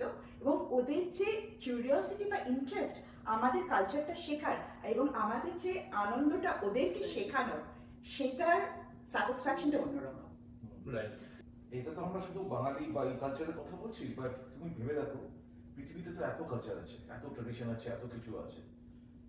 মেইন স্ট্রিম যে কালচারগুলো রয়েছে, যেগুলো রয়েছে সেগুলো কিন্তু তারাই কিন্তু ইভলভ করেছে, যাদের মধ্যে ফ্লেক্সিবিলিটি আছে, যারা কিন্তু ইনহেরিট করেছে বাকি কালচারের সাথে। আমাদের মধ্যে প্রচুর এরকম অনেক এক্সাম্পল পাওয়া যাবে। রবীন্দ্রনাথের অনেক গানের মধ্যে আছে, ওনার অনেক নাটকের মধ্যে আছে, বাইরে থেকে ইউরোপ থেকে ইনফ্লুয়েন্স, রাইট? সুনীল চৌধুরী রয়েছে, প্রচুর গান ইউরোপ থেকে ইনফ্লুয়েন্স। সো এই জন্যই বাঙালির, আমাদের যে কালচার, আমি তো বাঙালি সেই জন্যই বলছি, বাঙালিটা বারবার আসছে যে আমাদের কালচারটা এই জন্য বলছি এনরিচ বা enhance, because we have that flexibility two adopt something from others. আরেকটা জিনিস হয় যেটা আমি যখন বুঝতে পারছি যে আমি যখন প্রেজেন্ট করছি আমার কালচারটা, এটা উনি বললেন, right, and how it is accepted by the other side, right? তো সেই মানে একটা হচ্ছে, একটা জাস্ট এক্সাম্পল দিচ্ছি। ধরুন আমি আসামি বলছি, আসামি ব্যাক টু আসাম। তো আমার আমরা তো বললাম বাঙালি পুরো এরিয়াটাতে, তো আমার পাশের বাড়িতে একবার বাঙালি ছিল, তো সে চলে গেল, আরেকজন এলো ওই বাড়িতে, তো অ্যাসামিস। তো এটা মজার কথা হলো, ব্যাপারটা কি হচ্ছে, আমরা তো বেশ খুশি হয়ে গেছি ওর সঙ্গে আসামিস ছিল। আমরা আসামিস তখন বলতাম, ঠিক আছে, কিন্তু এতটা ফ্লুয়েন্ট ছিলাম না। কিন্তু তারপরে গিয়ে দেখছি ভদ্রলোক, সে শরৎচন্দ্র, বঙ্কিমচন্দ্র, রবীন্দ্রনাথ সমস্ত রচনা, সমস্ত পড়া, সমস্ত পড়ে নিয়েছে সে। উনি আমাকে বাংলার মানে ওনাদের সম্বন্ধে লিটারেচার নিয়ে আমাকে বলছেন আর কি। So that really was feeling so good about it, যে ওনার পার্সপেক্টিভটা, he was attracted by Bengali literature, Bengali culture, whatever literature. তো সেই জিনিসটা, সেই সময়টা was a very good moment for us. এবং সেই জিনিসটা আমি যখন এখানেও এসেছি, এখানে এসে দেখেছি রিসেন্টলি একজন আমেরিকান ভদ্রলোকের সঙ্গে কথা জেনেছি, মানে তিনি 4 বছর কলকাতায় ছিলেন এবং তার জন্য সারা ওয়ার্ল্ড ট্রিপ করেছেন, কিন্তু তার জন্য, তার ফ্যামিলির জন্য best place in earth is Kolkata. হ্যাঁ, মানে I am not saying anything, মানে একদম রিসেন্টলি হয়েছে ব্যাপারটা। So those that kind of really feel very good, like that how our culture is can attract other people also who are outside of our R culture. এটা না খুব common, তুমি দেখবে আমরা যারা প্রবাসীতে বড় হয়েছি, আমার মনে হয় ছোটবেলা থেকে আমরা সবাই খুব ইন্ট্রোডিউসড হই। মানে এই যে একটা সব ছোটবেলায় কোনো বাচ্চা তাল গাছ এক পায়ে দাঁড়িয়ে কেউ না কেউ বলেছে, বা কেউ অবাক চলবার নাটক করেছে, বা ফুলে ফুলে ঢলে ঢলে করেছে, মানে এত ছোট ছোট জিনিসগুলো দিয়ে। তো আমার মনে হয় একটা সুন্দর একটা अंडरस्टैंडिंग আছে। and whenever we go to different places, especially India के বাঙালি है तो गाना तो जरूर आती है, डांस तो जरूर आती है, মানে এটা একটা কিন্তু প্রচলিত একটা ব্যাপার আছে। এবং সেটা সেটা আমাদের কিন্তু অর্গানিক্যালি গ্রো হ্যাঁ, মানে এখানে আই এম ভেরি গ্রেটফুল যে আমরা এরকম একটা কমিউনিটিতে বর্ন হয়েছি, যেখানে এটা খুব ন্যাচারালি আমরা হয়। মানে স্পেশালি আমি যখন দিল্লি থেকে কলকাতায় যেতাম, আমি খুব অবাক হয়ে যেতাম প্রতি সামারে, যেরকম তুমি বলছো আমরাও যেতাম, যে সন্ধে হলে সবার বাড়ির থেকে হারমোনিয়ামের আওয়াজ আসছে, সারে গামা পা দা নিসা, যেটা আমি দিল্লিতে কোনোদিন দেখিনি। কি সত্যি গায়ে কাটা যায় যে আমরা একটা না ইয়ে করে উত্তরাধিকারের সঙ্গে আমরা পেয়ে গেছি, উই হ্যাভ ইনহেরিটেড দ্যাট। আর ওই এনভায়রনমেন্টে আমরা বড় হয়েছি। আরেকটাও আছে, আমি দেখেছি এটা খুব, আমরা যেরকম খুব তাড়াতাড়ি অ্যাকসেপ্ট করি অন্য কালচার, আমরা অ্যাডাপ্টও করি খুব তাড়াতাড়ি কিন্তু, এবং আমাদের মধ্যে শেখার, অন্য কালচার শেখার বা ইন্টারেস্টটা অনেক বেশি। আর এটা আমি কলকাতায় কিন্তু আমি সবসময় দেখে এসেছি, যে ক্রিসমাসেও আমরা সবাই মিলে যাই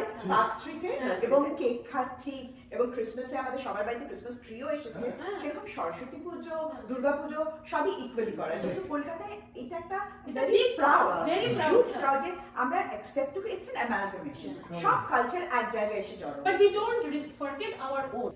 একটা মজার কথা বলছি, এটা আমার নিজস্ব পার্সোনাল অবজারভেশন, যে এই যে ক্রিসমাসের কথা বললে, কলকাতায় যে ক্রিসমাসের যে সেলিব্রেশনটা হয়, এই সেলিব্রেশন দেখার পর আমার মনে হয়েছে, আমার পার্সোনাল এটা রয়েছে যে জিসাস যদি কোথাও থাকে তাহলে সেটা কলকাতা।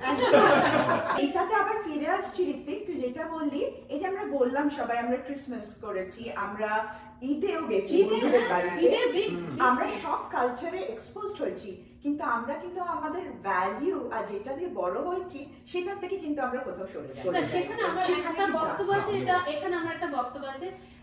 আই মিন হ্যাঁ, টু লার্জ এক্সটেন্ট আমি কিন্তু এখন দেখছি যে এটা অনেকটা, মানে স্পেশালি আমি একটা এক্সাম্পল দেব, বিয়ে ইজ আ গ্রেট এক্সাম্পল।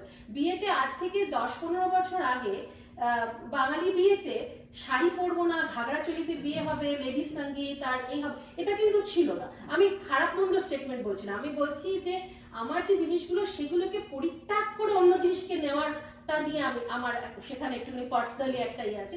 সংমিশ্রণ হোক সেটা ভালো, কিন্তু পরিত্যাগ যে আমি আর শাড়ি পরবো না বিয়েতে, ঘাগরা চুড়ি পরে বিয়ে হবে, বা আমার আর মানে গায়ে হলুদের ওরকম হবে না, একটা same type of pan Indian culture আমি দেখি। সবাই ওই ওরকম ভাবে গায়ে হলুদ হচ্ছে, ওইরকম ভাবে লেডিস সঙ্গীত হচ্ছে, ওরকম ভাবে ওই যে বাঙালিয়ানার যে টাচগুলো, ছোট ছোট জিনিসগুলো, সেইগুলো জলসইতে যাওয়া বা এই জিনিসগুলো হারিয়ে যাচ্ছে কি জানি না, সামহাউ আই ফিল। ট্রেন্ড এসে হ্যাঁ ওটা মিতালি, তুমি এটা খুব সুন্দর কথা বললে যে ট্রেডিশনটাকে হারিয়ে ফেলছি অনেক সময় আমরা এই কালচারাল অ্যাসিমিলেশনের জন্য।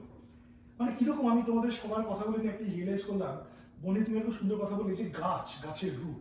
আমরা যখন বড় হচ্ছি গাছটা একটা জায়গায় ছিল, সেখান থেকে গাছটা তুলে নিয়ে এসেছি আমরা এখানে, সার জল দিয়েছি, লোকাল এনভায়রনমেন্টের কন্ডিশনের সাথে গাছটাকে অ্যাডাপ্ট করাচ্ছি। এখন আমাদের কনসার্ন হচ্ছে গাছটা কি ঠিকভাবে বাড়ছে, নাকি যেরকম গাছ হবে ভেবেছিলাম অন্যরকম হয়ে যাচ্ছে গাছটা। তো পয়েন্টটা হচ্ছে যে এই ট্রেডিশনাল অ্যাডাপ্টেশন এন্ড ইভলিউশনটা কতটা আমরা কন্ট্রোল করতে পারছি আর কতটা আমরা হারিয়ে ফেলছি, তোমাদের কিরকম মনে হয়? দেখো একদম ঠিক, ট্রেডিশন যেন আমরা আগে বলেছি ইটস ইভলভিং থিং, রাইট? এটা একটা স্ট্যাটিক জিনিস না, সবসময় তার পারিপার্শ্বিক ইনফ্লুয়েন্স তাকে শেপ করে, ডিফাইন করে। তো আমি একটা উদাহরণ দেবো, যেরকম ধরো রিমিক্স, আর তোমার এই জিনিসটা খুব পপুলার রিমিক্স ব্যাপারটা, রাইট? তো এখন কিভাবে তুমি ওটাকে মিক্স করবে? অবভিয়াসলি এত ইভলিউশন হয়েছে আমাদের টেকনোলজি, নানান ধরনের ইয়াং জেনারেশনকে এন্টাইজ করবার জন্য আমাদের গানগুলোকে নতুনভাবে প্রেজেন্ট করার দরকার। কিন্তু সেটা তুমি কিভাবে করছো, তার তিনটে অঙ্গ আছে আমার ক্ষেত্রে। একটা তার মেলোডির একটা কোর আছে, একটা ধরো তার ইমোশনাল কোর আছে, আর একটা ধরো তার লিরিক্যাল ডেপথ আছে। এই তিনটে জিনিস ধরো একটা গানকে ডিফাইন করে। এখন আমি যখন ওটাকে রিমিক্স করছি, তখন আমি কি করছি? ওটাকে আমি জাস্ট সাউন্ড করছি, না ওটাকে রিইন্টারপ্রেট করছি, না রিইনভেন্ট করছি? তো এটার ব্যালেন্সটা আমরা কি করে করছি, এটা খুব ইম্পর্টেন্ট। ধরো কোনো একটা গান, যেরকম ধরো এক্সাম্পল বাউল গানের তার আসলটা কিন্তু বাউল গানের খুব সিম্পল লাইফ ফিলসফি, রাইট? খুব হেভি ফিলসফি, কিন্তু খুব সিম্পল লাইফস্টাইলের মধ্যে বলা হয়েছে, রাইট? এটা একতারা দিয়ে সিম্পলি। আমার একটা খুব মনে পড়ে একটা কথা, মানে এখানে একজন খুব বিখ্যাত শিল্পী এসেছিলেন গান গাইতে, উনি বলেছিলেন এই কথাটা, এবং ভীষণ আমার মনে লেগে আছে যে দেখো বাউল গান এমন একটা গান, মাটির গান, ওটা লেখা হয়েছে সহজ ইনস্ট্রুমেন্ট দিয়ে, একতারা দিয়ে, কথায় বলে বলে। এবার এটাকে যদি তুমি প্রচন্ড ভাবে চেঞ্জ করে দাও উইথ মিউজিক্যাল অ্যারেঞ্জমেন্ট, এটা ওই ইথসটার সাথে না মেলে, তাহলে তুমি তোমার ফিলসফিটাকেই চেঞ্জ করে দিচ্ছ। কিন্তু এটা যদি সুন্দরভাবে তুমি অ্যামালগামেট করতে পারো নিউ টেকনোলজি, তাহলে তোমার আউটরিচটা বেড়ে যাচ্ছে। তো সেই হিসেবে আমি ভাবি যে কোনো জিনিস আমরা কিভাবে সেটাকে পরিবেশন করছি। একদম ঠিক কথা বলেছো। আমার যেটা মনে হচ্ছে, এটাতে আমি খুব চিন্তা করছিলাম, চিন্তা করি আর কি মাঝে মাঝে, যে কিন্তু আমার কাছে মনে হয় কি জানো তো, যে বাউল গীত, যেটা আমি বাউল গীতের এক্সাম্পলটা নিয়ে এলাম, কিন্তু তুমি যে কোনো বাউলের সঙ্গে যাও, তাদের সঙ্গে যদি কথা বলো গিয়ে, তারা বলবে যে you have to be able to sing do a proper justice to Baul song, you have to live that life. তার জন্যই বাউল গীতটা হয়েছিল, এবং সেই লাইফটার সঙ্গে লিড করতে বলে সেইটা আসতো। কিন্তু ইট ইজ, তুমি নাচার আজকের দিনে এটা আদার যে সোশ্যাল নর্মস যেগুলো হচ্ছে, আমরা যে ইয়েতে যাচ্ছি, এগুলো আমাদের বলতে ভালো লাগছে যে এটা হওয়া উচিত, এটাকে রেখে করা উচিত। কিন্তু তুমি দেখবে যে যারা আমরা ultimately consumers, right? It will depend on the consumer. Consumers are getting advanced, right? Are getting global, all music, sound আসছে, সাউন্ড টেকনিক। আজকে একটা সাউন্ডের এত ইম্পর্টেন্স রয়েছে একটা মিউজিকের জন্য, যেটা আগে হওয়া যেত না। আগে হলো ঠিক আছে, যেভাবে হচ্ছে দুটো দোতারা নিয়ে গান হচ্ছে আমরা শুনছি, আজকে একটা দোতারা দিয়ে গান তুমি স্পটিফাইতে দাও, লোকজন শুনবে না। এই যে নতুন জেনারেশনের জন্য যারা যাচ্ছে, তাদের কাছে দ্যাট ইজ এ স্টোরি, একটা ফেয়ারি টেল বলো বা ইয়েতে, তারা they have not even, they don't know what is that like, how to like. সেটার জন্য আমার মনে হয় যে তোমাকে, it is very difficult scene for music industry now to keep the how the tradition keep balance করা যায়। ব্যালেন্সটা আমি বলি, ব্যালেন্সটা করতে হবে, কিন্তু আমার মনে হচ্ছে যে বলাটা আমার মানে খুব সোজা যে করা উচিত, করা, কিন্তু কি আছে রাস্তাটা কি, ইট ইজ নট দ্যাট। তখন আমার মনে হয়, আমি তখন মনে হয় যে আমার কাছে মনে হয় যা বোঝানো উচিত, গানটাকে রাখা ভালো, গানটাকে রেখে গানটাকে রাখা, sound let it be sound go progress, যেটা ওরা নিচ্ছে ওটার মধ্যেই যাবো, তাতে at least I will be in touch with that এই গানটা হতো। আমি তোমার সাথে একদম একমত, যেটাই আমি বললাম যে সাউন্ড অ্যারেঞ্জমেন্ট, যেগুলো this things you can uplift the sound. The other thing যেটা আমার মনে হয় ভীষণ ভালো লাগছে আজকাল দেখে, প্রচুর ইয়াং জেনারেশন আর কামিং। তুমি দেখবে প্রচুর মানে সিগনিফিকেন্ট। আগে আমরা এসরাজ সম্বন্ধে ভুলেই গেছিলাম। এসরাজ মানে যেটা মানে সবাই জানতো, রবীন্দ্রসঙ্গীতের সাথে এসরাজ মানে মানে অতপ্রতভাবে জড়িত সেটা চলে, কিন্তু এখন অনেক ইয়াং জেনারেশন যারা এসরাজ করছে এবং তারা এসরাজ নিয়ে বাজাচ্ছে করছে। ইনফ্যাক্ট আমি বলছিলাম বনিয়া রেখে যে 4-5 দিন আগে কারু বলে একটা অর্গানাইজেশন আছে যারা মানে শান্তিনিকেতন জীবন প্রথা নিয়ে একটা প্রেজেন্টেশন করেছে এবং প্রচুর ইয়াং জেনারেশনরা এসরাজ, দোতরা, একতারা এইসব নিয়ে প্রেজেন্টেশন করছে। সো আমার পার্সোনাল একটা বিলিফ হয় আমরা যদি লোকের হচ্ছে ইয়াং জেনারেশনের মধ্যে এগুলো অ্যাটলিস্ট এক্সপোজ না করতে পারে তাহলে তো জানবেই না, রাইট? অ্যাটলিস্ট এক্সপোজ করলে তাহলে ওরা জানবে যে কি কি ছিল, কি কি আছে এবং কি করে ইনভেন্ট করবে। আমার এখানে একটা এবং কথা ওটা আছে। না জানলে তোমরা যে তুমি ফিউচারটাই বললে এবং তোমরা যেটা বললে আমার মনে হয় এটা আমরা বলছি যে ট্রেডিশন ক্যানট বি স্ট্যাগনেন্ট, এটা একটা ফ্লো, রাইট, বয়ে চলেছে, কিন্তু কোথা দিয়ে বইছে ইজ ভেরি ইম্পর্টেন্ট। আর আমার যেটা মনে হয় যে নতুন ডিরেক্টর হও, মিউজিশিয়ান হও, there is nothing wrong about experimenting. Experiment করো সেটাকে নিয়ে, but with that comes responsibility. আমি বলতে পারি না যে আমি যে কোনো একজনের লেখকের বা ডিরেক্টরের একটা একদম। পিস নিয়ে আমি সেটাকে যেমন করে হোক করে আমি ওটাকে একটা নতুন ফেস লিফট দিলাম।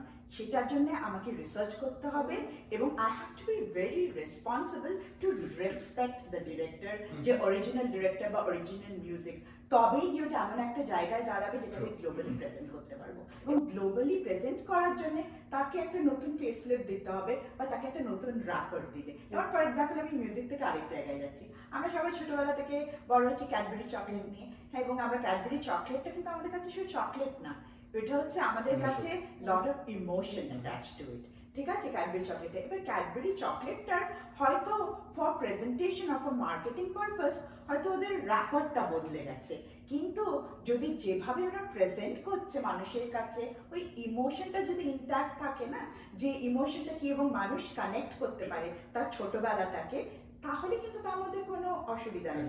অসুবিধাটা হচ্ছে যখন তুমি ব্রেক দ্যাট ইমোশন আর মানুষ যখন সেটার সঙ্গে আর ছোটবেলাটাকে কানেক্ট করতে পারে। fusion and remix is a hugely responsible And it is task. very You have to tough. very tough because you have to know both the worlds very well, then how to appropriately mix, at the same time keep in mind যে আমার আউটরিচটা যেটা আমরা চাইছি করতে। ধরো আমরা যদি একটা রবীন্দ্রনাথের একটা নৃত্য নাট্যকে আমরা গ্লোবালি প্রেজেন্ট করতে চাই, তাহলে আমরা বাংলায় তো নিশ্চয়ই করতে পারবো না, কারণ বাংলায় করলে তাহলে আমাদের মধ্যে আমরা ওটা রেস্ট্রিক্টেড রাখছি। কিন্তু যদি এটা গ্লোবালি প্রেজেন্ট করতে চাই নিশ্চয়ই আমাদের ইংলিশে করতে হবে, Absolutely. Keeping the story intact, keeping the right. Emotion intact, এবং respecting the writer, Right, respecting right. The artist. তুমি যেটা বলছো সেটা অ্যাবসলিউটলি রাইট। এটার জন্য এই পয়েন্টটাতেই আসবার চেষ্টা করছি যে রবীন্দ্রনাথ হয়তো নোবেল পেত না যদি বাংলায় থাকতো, একদম গীতাঞ্জলি যদি ইংরেজিতে অনুবাদ না হতো, আজকের দিনে যে আমরা যে গর্ব করি যে রবীন্দ্রনাথ নোবেল প্রাইজ পেয়েছেন সেটা হয়তো পসিবল হতো না, কিন্তু because he broke the boundary. না, এখানে আমার একটা পয়েন্ট বলার আছে, তোমরা বলছো what everything discussion and I agree most of it, but আমার একটা পয়েন্ট আছে যে তুমি আমরা কেউই পিক এন্ড চুজ করবার জায়গায় নেই, ঠিক আছে? তুমি হয়তো বাউল বললে, কেউ হয়তো বিয়ে বলবে, কেউ হয়তো খাবারের ট্র্যাডিশন বলবে, বাট থেকে ওটাই যায় যার মধ্যে ভ্যালু আছে। আমি বলছি কথাটা মানে হচ্ছে আমরা মানুষরা বা সোসাইটির যারা লোকরা আছি তারা প্রত্যেকে খুব চিন্তাশীল, তারা খুব বুদ্ধিমান, আর তারা জানে কোনটা ভালো কোনটা খারাপ। খারাপটা হতে দাও, একদম খারাপটা হতে দাও, তবেই না ভালোটা চিনতে পারবে। মাস কি চায় তোমার প্রত্যেকটা জনসাধারণ বা এই সময়কার যে লোকেরা কি চায় সেটাকে তো মাথায় রাখতেই হবে। You know time is something which is very important, and সেই সময় যে ট্রেন্ডিং এর ব্যাপারটা আসছে, because one day is trend become the tradition. That's true. এবং আমরা যেটা বলছি যে definitely we need to evolve, আমরা বিভিন্ন ভাবে যেরকম বললাম মিউজিক্যাল অ্যারেঞ্জমেন্ট, বাট কিভাবে করছি এই রেসপন্সিবিলিটিটা কিভাবে ডোল আউট করছি ওটা খুব ইম্পর্টেন্ট। মানে আমি হ্যাঁ কে করবে, কে ডিসাইড করবে সেটা? That's the point. K decide করবে সেটা যে কোনটা কি কোনটা ভুল? না সেটা তো আরেকটা জিনিস হচ্ছে এটার মধ্যে, ধরো কি হয়, আমরা যখন বড় হচ্ছি, রাইট, প্রত্যেকটা এভরিবডি হ্যাজ একটা ডোপামাইন এফেক্ট আছে, রাইট। একটা পড়ছিলাম রিসার্চে 14 to 32 এরকম এজ একটা, ওই সময়টা আমরা যতটা শুনছি, that time we are getting emotionally connected with that period of that. যেই শুনছি, ধরো আমি আজকে রবীন্দ্রসঙ্গীত শুনছি বা আজকে আমি কিশোর কুমার শুনছি, ওইটার সঙ্গে আমার একটা self, I identify my self with that self, self, ওইটাও আস্তে আস্তে চেঞ্জ হচ্ছে, রাইট? ওইটা আমার পরের জেনারেশন, ওরা কিন্তু ওইটা নিয়ে সেলফ না নিয়ে হচ্ছে না, ওরা এটা নিয়ে হচ্ছে। ওই ট্রেন্ডটাকেও আমাদের মানতে হবে যে অ্যাবসলিউটলি। এটার সঙ্গে শুরু। কিন্তু তুমি যদি দেখবে দীপঙ্কর, আজকাল এই যে ইন্ডিয়ান আইডল হয় বা সারেগামা হয়, রাইট, এখনো কিন্তু তুমি দেখো যে গানগুলো বাচ্চারা গায়, সেই কিন্তু তোমার লতা, সেই রাফি, সেই মানে ওই গানগুলো মানে ভ্যালু টেস্ট এখানে এটা তো আমার, হ্যাঁ, একটা পয়েন্ট বলবার চেষ্টা করছি, কারণ খুব একটা সুপার ডুপার হিট বই হচ্ছে, নাম হচ্ছে ধুরন্ধর। ঠিক আছে, প্রত্যেকটা গান শুনেছো তোমরা, প্রত্যেকটা গান বিশেষ করে ধুরন্ধরের প্রথম গানটা, হ্যাঁ কি যেন, ওটা অরিজিনালি কোথা থেকে এসেছে? গানটা কিন্তু রিমেক করা হয়েছে এই সিনেমাতে, কিন্তু আজকে যে ভিউয়ার তার যখন অরিজিনালি ছিল তার থেকে না হলে 20, 30, 40 গুণ বেশি। ওকে, এবার ভেবে দেখো ওই গানটার জন্য আমরা এখন ফিরে যাচ্ছি পিছন দিকে, আর অবশ্যই জানবার জন্য যে গানটা এসেছে কোথেকে। এখন আমরা জানতে পারছি যে কাওয়ালি, যে নুসরাত ফাতে আলী খানের বাবা এই গানটা গেয়েছিলেন। এই গিয়েছিলেন পাকিস্তান থেকে এসেছিলেন, উনি রাজ কাপুরের বাড়িতে যখন উনি ঘরে পার্টি দিচ্ছেন, পাকিস্তান থেকে এসে প্রথম গানটা গেয়েছিল, তার থেকে রোশন ওটাকে পিক আপ করে হিন্দি গানে দিয়েছিলেন, মান্না দে গেয়েছে, সে থেকে ধুরন্ধর। ইভ্যালুয়েশনটা ভালো তো। আজকে যদি ভালো গানটা শোনার পর আমি কিন্তু ফিরে যাচ্ছি রুটে। না, এটা একদম ভালো। আমরা ধরো কোনো যদি এখন নাটক দেখতে যাই যেটা একটা অ্যাডাপ্টেশন, আমরা বাড়ি এসে কি করি, আমরা তার অরিজিনাল ভার্সনটা পড়ার চেষ্টা করি, জানার চেষ্টা করি এটা অ্যাডাপ্টেড ফ্রম ওয়্যার, সেটাও তো একটা শেখা। এই যে ইংলিশের ধরো, ইংলিশের অভিনয় মানে আজ না, আজ থেকে 30-40 বছর আগেও দিল্লি টিল্লি সব জায়গায় কিন্তু সমস্ত নৃত্যনাট্য, বিকজ প্রাইমারি অডিয়েন্স তো বাঙালি নয়, অবাঙালি অডিয়েন্স, ইংলিশেই হয়েছে, কিন্তু এসেন্সটাকে ছেড়ে দেওয়া হয়। হ্যাঁ, তুমি বলছো কে ডিসাইড করবে, রাইট, হুইচ ইজ গুড, সেটা we have to leave it, যেরকম the immortality of the songs continue. এই থেকেই না, মানে ধরো আমরা যেহেতু ধরে রাখছি না, তুমি বলে ছেড়ে দিচ্ছি আমরা ফর এক্সপেরিমেন্ট, রাইট? এই এক্সপেরিমেন্ট থেকেই কিন্তু আজ 20 বছর পর আবার লতা হবে, আবার হবে, Absolutely. আমাদের ওদেরকে ওই সুযোগটা দিতে হবে, অপরচুনিটি দিতে হবে, এবং দিতে হবে টু এক্সপেরিমেন্ট।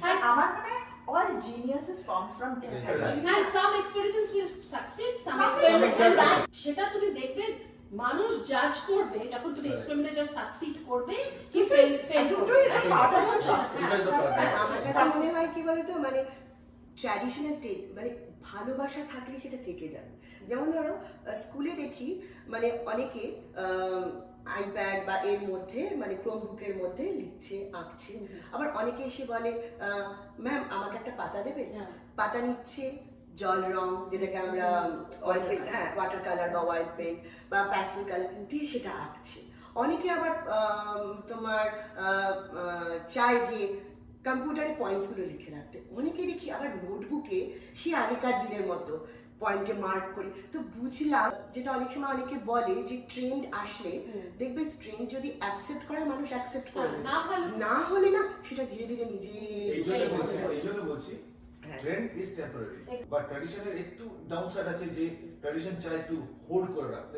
কিন্তু ব্লক ডাউন, একটা ফ্রোজেন ইন আইস না, ওটা কিন্তু it is a cycle, and every generation is experiencing the tradition in new way. একটুখানি অন্য জায়গায় যাচ্ছি, যে ধরো আমরা তো এত কিছু শুনি different foods from the world, ঠিক আছে, আমরা কিন্তু ইন্ডিয়ান খাবারটা পৃথিবীতে কম্পেয়ার টু অন্য খাবার কিন্তু অনেক কম তোমার লোকে জানে বা এক্সপোজড হয়েছে, ঠিক আছে, এখনো পর্যন্ত।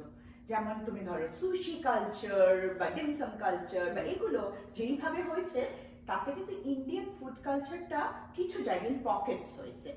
তো এবার আমি সেদিন যেটা আমি বলছিলাম, আমি পড়ছিলাম 10 মোস্ট ফেভারিট ক্রেপস বা প্যানকেকস অফ দ্য ওয়ার্ল্ড, তাতে দেখলাম ডোসা এসেছে এবং তাতে কিন্তু আমাদের পাটিসাপটাও আসতে পারে।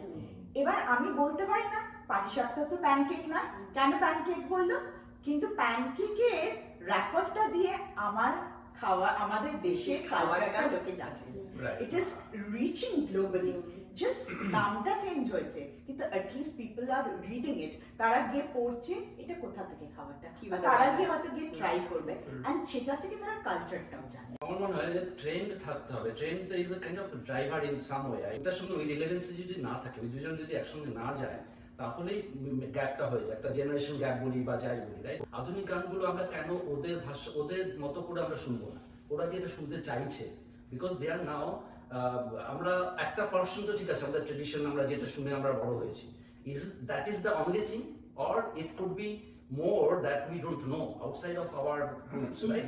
আমাকে নিজেকে একটু ওপেন করতে হবে ওইটার থেকে একটু বন্ধন একটু লুজ করে, আমি বলছি না পুরো লুজ করে দেওয়া, কিন্তু একটু যাতে লুজ করে, যাতে so that I can also learn from there. ট্রেন্ডের দিকে আজকে বলছে কোরিয়ান মিউজিক হোক বা আজকে ইয়ে মিউজিক হোক, থেকে কি হচ্ছে আজকে অনেক নতুন গান হচ্ছে, নতুন নতুন বাংলা গান হচ্ছে, ইউ ওয়ন্ট বিলিভ, লাইক আমি প্রচুর বাংলা গান এখন শুনছি যেগুলো ইন্ডিপেন্ডেন্ট মিউজিক যেগুলো আসছে, দের আর ভেরি ভেরি বাংলা গান, আমি হিন্দি বলছি, তো পপ একটা স্টার একটা শো হয়েছিল, অ্যামেজিং সব ছেলেগুলো, বাচ্চা ছেলেগুলো লিখছে, নিজেরা সুর করছে, নিজেরা পারফর্ম করছে। দেখেছি এটা খুব সুন্দর। তুমি না দেখলে মানে সেগুলো আমার মানে রিয়েলি ভালো লাগছে। আমার তখন ভাবছি যে if they are learning something and we need to learn from that also, their patience of listening or patience of learning or watching something is very low, right? Algorithm is one of the responsible. আমি যেটা দেখছি একবার সেটাই আমাদের বারবার করে fit করবে, right? তার থেকে আমরা how we can expand it to learn more,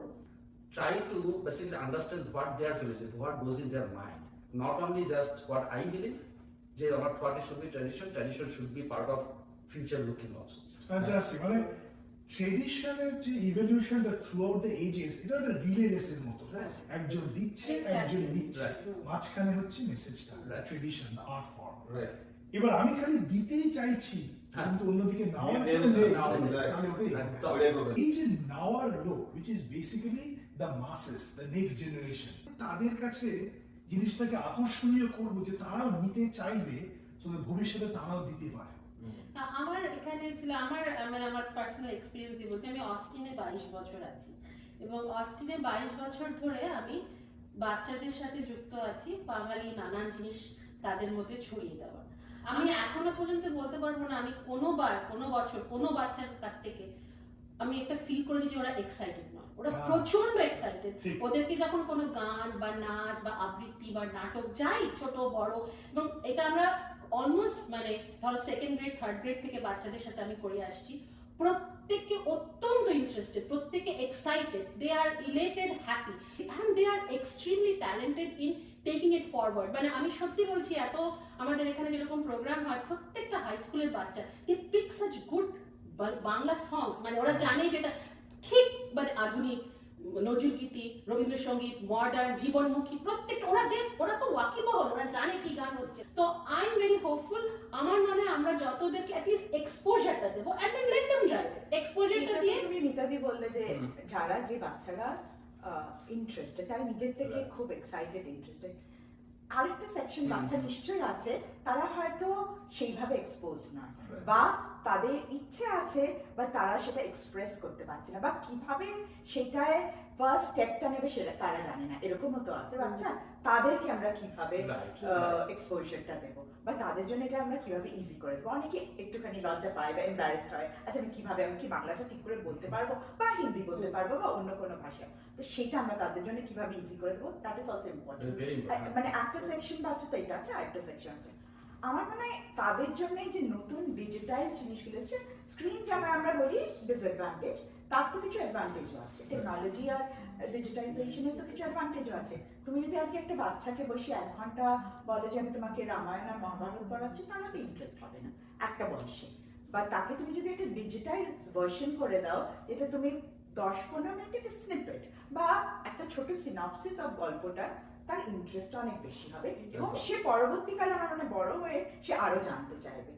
আমি অনেককেই জানি, আমার ছেলেকেও জানি যে ও প্রথমে ও যখন কলেজ গেল, ও যেহেতু বাংলা খুব ভালোভাবে বলতে পারে, ওর নিজের থেকে ইচ্ছা হলো বাংলা লেখা এবং বাংলা হিস্ট্রি বা ইন্ডিয়ান হিস্ট্রি বা সাহিত্য সম্বন্ধে জানা। ও কিন্তু স্কুলে গিয়ে নিজেই, কলেজে গিয়ে নিজেই কিন্তু অ্যাজ এ ল্যাঙ্গুয়েজ বাংলা, যেখানে ও প্রতিষ্ঠিত যে রাইটার বা ডিরেক্টর বা লেখক বা পোয়েট তাদের সম্বন্ধে পড়াশোনা করেছে। এবং এইটা কিন্তু আমরা ওকে বলে দিইনি, বাট আমরা ওকে এক্সপোজারটা দিয়েছি, আমরা ওকে পথটা দেখিয়েছি, কিন্তু পথটা কিন্তু ও নিজে চুজ করেছে।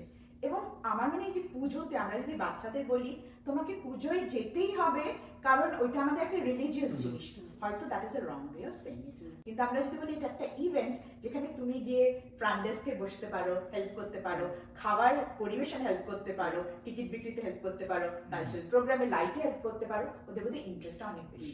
Make it a magnet, not a magnet. এইটার সঙ্গে আমিও বলি, আমিও আমার মেয়েকে কোনোদিন স্পেশালাইজ করিনি যে এটা করতে হবে ও করতে হবে, কিন্তু নিজের থেকেই একদিন আমাকে বললো, মা আমি এবছর সরস্বতী পুজোর শাড়ি পরতে চাই, একটা হলুদ রঙের কিনে দেবে। আমি বললাম হলুদ, আমি সরস্বতী পুজোতে দেখেছি বেশিরভাগ আন্টিরা হলুদ রঙের শাড়ি পরে।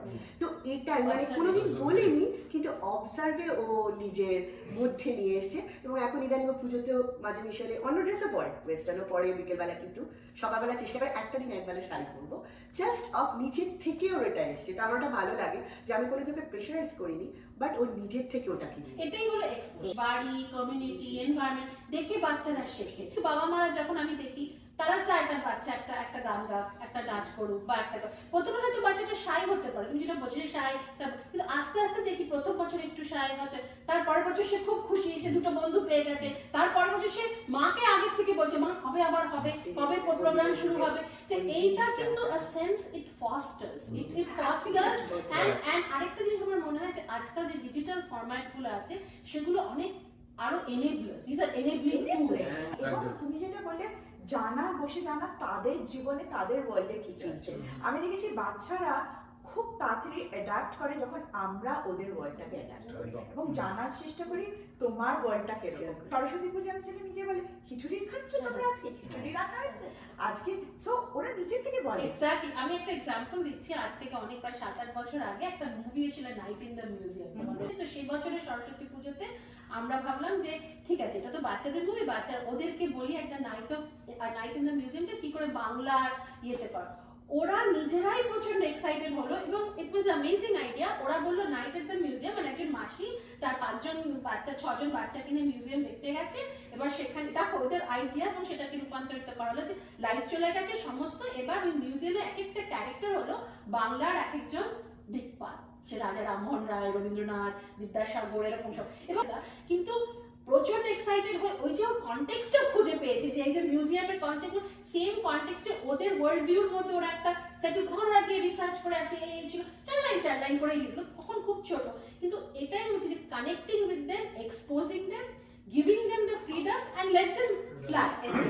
আরেকটা জিনিস আমাদের কেয়ার করতে হবে যে আমরা খুব ইউজুয়ালি আমরা খুব জাজমেন্টাল, রাইট? আমরা কিছুতেই আমরা দেখি যে ওটা ঠিক হচ্ছে, ওটা না ভুল হচ্ছে। আমরা ভুলটা ধরার জন্য আগে রাইট, ঠিকটাকে বাদ দিয়ে আগে ওই ভুলটার উচ্চারণটা ভুল হয়েছে, এটা ওই জিনিসটা একটা ভয় পাই। এখন আজকে আমরা হয়তো বলতে চাইছি যে আমার বাচ্চা ভালো হচ্ছে, একটা গিয়ে প্রোগ্রাম করছে, বাংলাতে একটা গান করে ফেললো, আমরা খুব খুশি হচ্ছি, রাইট? কিন্তু ওইটার যে জার্নিটা, it has to be good, যে ওই জিনিসটা ভালোবেসে গেছে না আমার ভয়ে গেছে যে আমার বাবা মা বলেছে। ভালো লাগাটাই সেটা এই পার্টটা আমরা খুব মিস করি। একটা কথা বলো, তোমরা সবাই বলছো বাচ্চাদেরকে এনেবল করা, রাইট? কিন্তু রিয়েলিস্টিক্যালি তুমি নিজের বাচ্চাদেরকে এনেবল করতে পারো। How would you enable kids who are not your own? মানে কমিউনিটিতে পেরেন্টদের থ্রু দিয়ে পেরেন্টদের জন্য তোমাদের কি মেসেজ হবে so that you can bring the kids together, enable them? আরেকটা আমার মনে হয় বাচ্চাদের যদি একটু লিডারশিপ দেওয়া হয়, যেরকম ধরো that is a very important, মানে রেসপন্সিবল লিডারশিপ।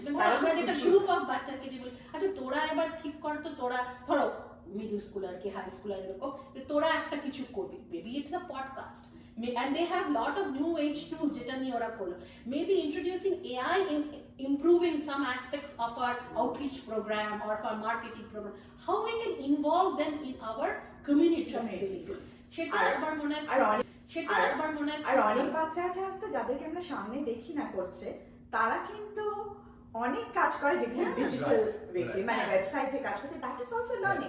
ওরাও কিন্তু পার্ট আমাদের ইভেন্টগুলোতে, এবং ওরা জানতে চাইছে তুমি যদি একটা ওয়েবসাইটে কাজ করো একটা কমিউনিটির, বা কোনো ইভেন্টের জন্য তুমি তো জানছো যে কেন ইভেন্টটা হচ্ছে। এই যে সরস্বতী পুজোর একটা কোনো তুমি ফ্লায়ার বানাচ্ছে একটা বাচ্চা বাড়ি বসে, তাকে হয়তো তুমি কোনোদিনও সামনে দেখবে না বা কিছু করছে, বাট সেও তো করছে, সে ইজ পার্ট অফ ইট। যেরকম আমাদের বাডিজ প্রোগ্রাম বাচ্চারা করছে, সেটা একটা বিরাট বড়, এই যে লেখা আর আঁকা সেটা, হ্যাঁ। তারপর ধরো তোমার প্যান্ডেল বানানো, এই যে আমাদের সরস্বতী পুজোর প্যান্ডেল, ওরা অনেকে কাজ করছে, ডিজাইন গুলো, নিউ এজ ডিজাইন, কম্পিউটারের ডিজাইন, এগুলো করছে। দিস আর ভেরি, আমার মানে লিডারশিপটা একটু দেওয়া উচিত। লিডারশিপ আমাদেরও একটু মানে ওপেন মাইন্ডে, যেমন আমি যখন বলি সিওনে গেছি না, এই গানটা শোন খুব ভালো, আমাদের ছোটবেলার শোন। আবার ও যখন বলে মামা একটু এসো বসো, আমি ফ্রেঞ্চ হলটা এই সম্বন্ধে আমার একদমই কোনো আইডিয়া নেই, কিন্তু ও যে বাজাচ্ছে ওটাই আমি মন দিয়ে শুনছি। ও বলছে মা এটা এভাবে হয়, এটাকে এভাবে ধরতে হয়। আবার আমিও যখন বলছি আর বস এটা দেখ, ওটা আমি ছোটবেলায় এই আদান প্রদান মানে ওটাকেও আমি রেসপেক্ট করছি। ও তখন দেখছে যে মা তো আমার জিনিসগুলোকেও দেখছে, এভাবে শুনছে, আমিও তাহলে না বুঝতে পারলেও দুটো বসি, দুটো মাকে বলি হ্যাঁ হ্যাঁ খুব ভালো ছিল। এখানে একটা জিনিস আমি বলবো, যখন ডিসকাশনটা শুনছি আর অবজেক্টিভটা কি? অবজেক্টিভটা হচ্ছে যে বাচ্চাদের এনাবল করা, রাইট? অবজেক্টিভটা হচ্ছে না জাস্ট আমাদের কালচারটা কি সেটা বলা। তুমি যেটা শুরুতে আমাদের ডিসকাশনের শুরুতে বলেছো যেটা গাছ, আমরা গাছটা উঠিয়ে নিয়ে এসে অন্য জায়গায় দিলাম, এখানে এসে আমরা ওটা করছি। এবার ভেবে দেখো দুটো ডিফারেন্ট দুটো দুনিয়া। এখানে আমরা বাঙালিরা আমেরিকাতে আমাদের কাছে এক্সপোজারটা অন্যরকম, আর ইন্ডিয়াতে কলকাতায় বা অন্যান্য শহরের বাচ্চারা, রাইট? তুমি যদি দেখো এখন ইয়াং জেনারেশন কে পপ শুনছে। এবার কথাটা বলে দেখো, তোমরা যেগুলো বলছো সেগুলো all good, absolutely right to the dot, right? But কি হয় জানো তো, প্রত্যেকটা বাচ্চার একটা বয়সের সময় আছে, আর সে ইভলভটা যেটা হয় না সেই বয়সের ধারাতে হয় এটাতে। যেমন গুনগুন কিন্তু মিতার কাছে নাচ শিখেছিল, আজকেও ওটা নিয়ে ডিসকাস করে, রাইট? সেই বয়সে তার ইয়ে আছে, ও এখনো মাঝে মাঝে ওই ডান্সটা করে, ঠিক আছে? She remembers it, but she has move to K-pop, ঠিক আছে? এবার কথাটা হচ্ছে যে চলে গেছে ওখানে, but she comes back and connects the dot to this, right? But কথাটা হচ্ছে সেটাই যে সামগ্রিকভাবে যেটা বলছি, আমাদের কাজ হচ্ছে এনাবল করা, কি অ্যাডাপ্ট করবে কি না করবে, কোন বয়সে যাবে, কিভাবে নেবে, completely up to them. But যেটা আমি চাই যে এটা যেটা গ্লোবাল সিটিজেন হয়ে দাঁড়ায়। সময় চেঞ্জ হচ্ছে, পারিপার্শ্বিকতা চেঞ্জ হচ্ছে, পৃথিবী ছোট হয়ে আসছে, তার সাথে কতটা ওরা সমসাময়িক হয়েছে সাথে, সেটা কিন্তু খুব একটা ইম্পর্টেন্ট পার্ট অ্যাসপেক্ট। মানে তুমি সার জলটা দিতে পারো গাছে, হ্যাঁ, কিন্তু হাওয়া মাটি আমি বলছি যে একটা মানুষ তো একটা সিঙ্গেল আইডেন্টিটি না, একটা মানুষের লেয়ার্ড আইডেন্টিটি, রাইট? আমি যতটা বাঙালি, আমার মধ্যে বাঙালি যেরকম, সেরকম আমার অনেক কিছু আছে, যেটা আমি এজ এ গ্লোবাল সিটিজেন, আমি একটা কসমোপলিটান, সেটা থাকবে। তো সেই জন্য আমার মনে হয় আমাদের বাচ্চারা যারা এখানে বড় হচ্ছে, তারা কখনোই only Bengali or only Indian নয়, right? They are citizen of this country. They have the mix of the culture. They're a global citizen. They're global citizen. আমাদের বাবা মা global citizen, the mix of a culture, and they will retain something. কিভাবে evolve করবে, that's up to them.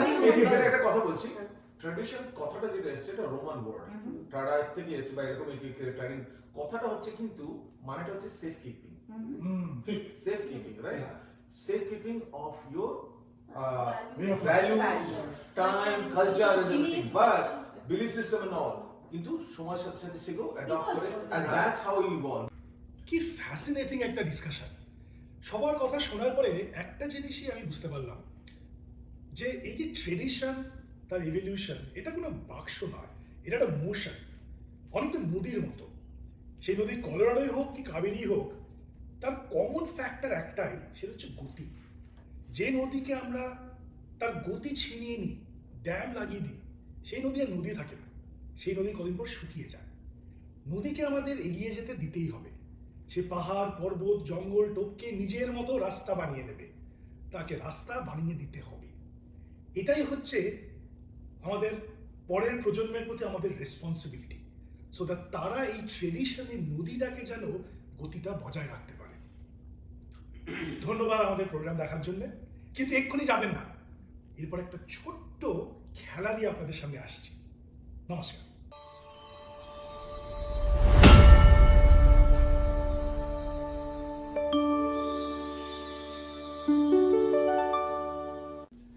নমস্কার, আমি শুভ্র।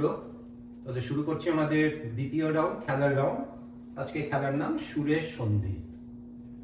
আজকের মূল বিষয়ের সঙ্গে সামঞ্জস্য রেখে আমার মনে হয় গান বা মিউজিক এমন একটা পাওয়ারফুল টুল যেটা বিভিন্ন প্রান্তে, বিভিন্ন ট্র্যাডিশনে, বিভিন্ন রুচি অভিরুচিতে বেড়ে ওঠা মানুষকে এক জায়গায় একই বিনতে আনতে পারে।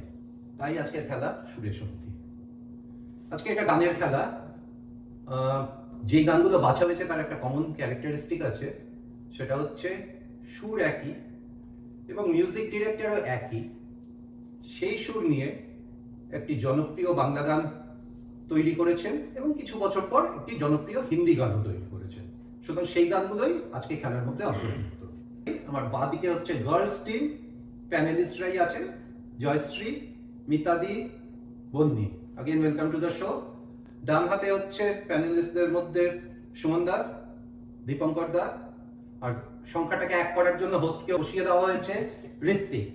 Welcome again. আমার সঙ্গে সহযোগী Joyita, she will maintain the score, আর ক্যামেরার ওপাশে দেবস্মিতা। শুরু করা যাক। নিয়মগুলো খুব তাড়াতাড়ি বলে দিই। সেটা হচ্ছে আমাদের 6টা রাউন্ড হবে, 3টে বাংলা রাউন্ড, 3টে হিন্দি রাউন্ড। যেমন প্রথমটা 1H মানে হিন্দি রাউন্ড, সেখানে একটা বাংলা গান চালানো হবে, তার একই সুরে হিন্দি গানটা গেয়ে শোনাতে হবে। সিমিলারলি ভাইসি ভার্সা মানে 2B বাংলা রাউন্ড, সেখানে হিন্দি গানটা চালানো হবে, বাংলা গানটা গেয়ে শোনাতে হবে। ডাইরেক্ট যাদের প্রশ্ন তারা পারলে 20 পয়েন্ট, আর যদি না পারে it will go to the other one, bonus 10 point. খুব সিম্পল। যারা পারবে না তাদের কত পয়েন্ট? আর যারা পারবে না তখন না গিয়ে ল্যাপটপে শুনিয়ে দেবো। আর একটা বাস্কেটে একটু চিট রাখা আছে, সেটার কিছুই না, 12টা গান যেহেতু 12টা নাম্বার আছে। আমি যে ইম্পার্শিয়াল সেটার জন্য যাদের রাউন্ড হবে তার একটা চিট তুলবে, যা নাম্বার সেই গানটা আমি চালিয়ে দেবো। তাহলে শুরু করা যাক। সুরে সন্ধি। লেডিস ফার্স্ট, সুতরাং এনিবডি ক্যান পিক আপ, শুধু সরিয়ে রেখো নাম্বারটা আমায় বলে। আমরা হচ্ছে 1H মানে হিন্দি রাউন্ড। তাহলে হিন্দি রাউন্ড, আমি বাংলা গানটা চালাবো, হিন্দিটা বলতে হবে।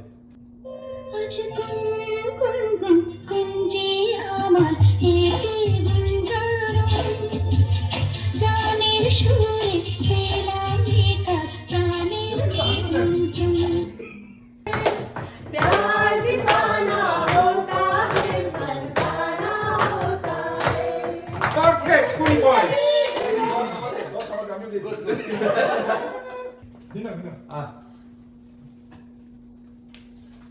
ঠিক আছে, একদম শেষ 12 হিন্দি রাউন্ড। সুতরাং আমি বাংলাটা চালাবো।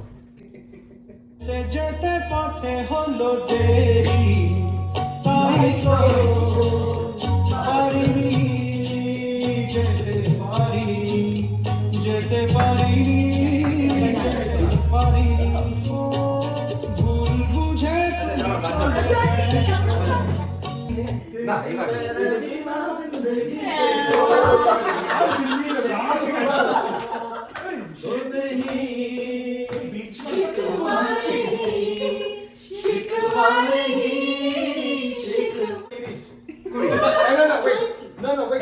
এই জন্য বলছি ওরা কিন্তু গানের লিরিক্সের মাঝখান থেকে ধরেছে, আমরা কিন্তু শুরু থেকে ধরেছি। ওখান থেকে ধরে টেনে টেনে নিয়ে ওকে ওকে চিট আগে যে কেউ তুলতে পারো তোমাদের মধ্যে। দর্শকগণ আপনারা ডিসাইড করবেন। আমাদের 30 এবার মাথায় রেখো, আমি হিন্দিটা চালাবো, বাংলাটা বলতে হবে। 6 बिन जाऊं कहाँ, तुम बिन जाऊं कहाँ, के दुनिया में आके कुछ न फिर चाह कभी तुमको चाह के, तुम बिन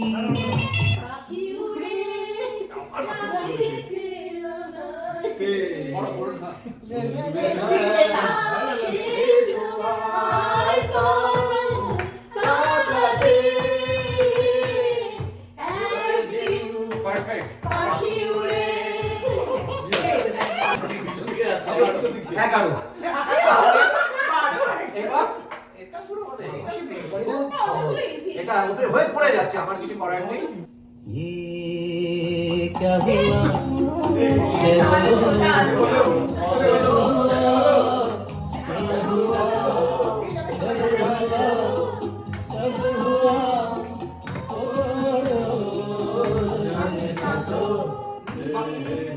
বাংলাটা হয়ে যাবে।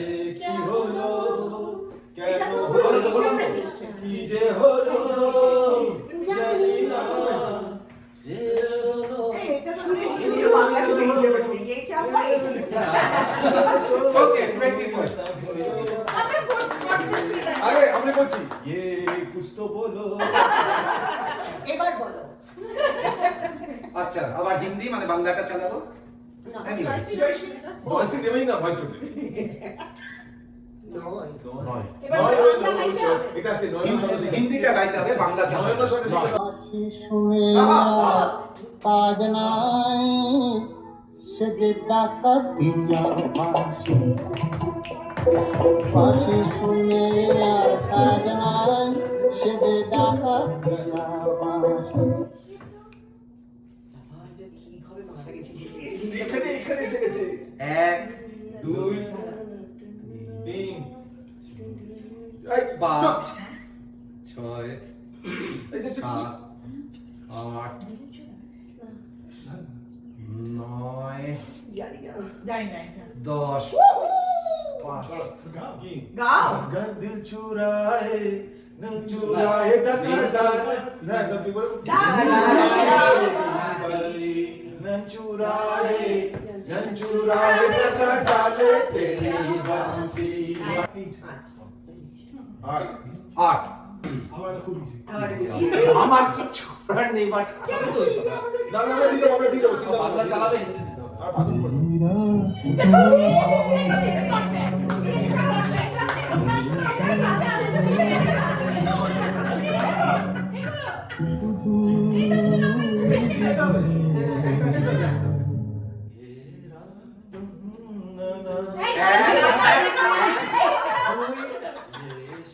তিন 4 এরা লাইটার 5 6 7 8 9 10 না না জানানি হচ্ছে शाम ढले ढले जरा हाँ, ये तो बोला ছিল। ये रात- जीने दो, कल की किसी को প্রথমটা কি ছিল? প্রথম লাইনটা বল। ये रात ढले इतरा के निधर मुझे पीने दो ये शाम ढले এটা সেকেন্ড লাইন, ढले, এটা সেকেন্ড লাইন, এটা সেকেন্ড লাইন। ये रात भरे भरे পুরোটাই এটা ফার্স্ট লাইন না First line, first line second আমি line, ভাই শুনিয়ে দিচ্ছি but will give the points গান হ্যাঁ, আইডেন্টিফাই সেকেন্ড লাইন থেকে ধরে আমি তো প্রথম থেকে ধরার চেষ্টা করছি। গানটা শুনো ये ये ये लाइन रात- ये ये लाइन रात- নাইন হ্যাঁ, এটা ডাইরেক্ট এই নায়ন, এটা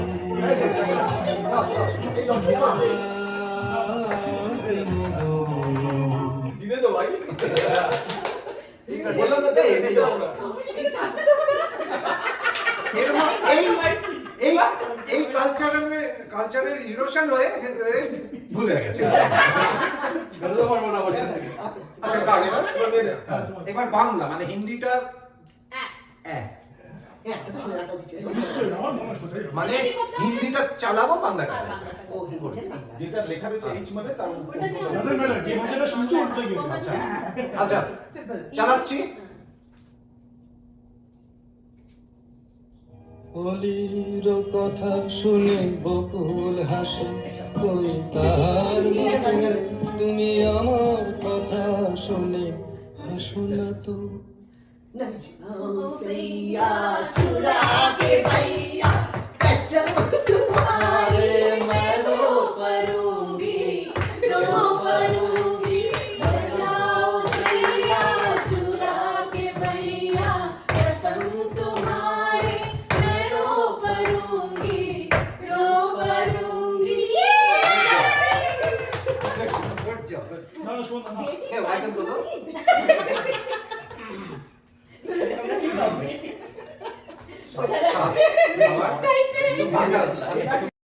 কত 7 বাংলাটা চালাচ্ছি আবার হিন্দি বলতে হবে। একটু খুব মুশকিল। এটাও ভেরি ইজি আমি চালাচ্ছি আর তাতে লাইভ প্রথম লাইনটাই ভুলে যাই।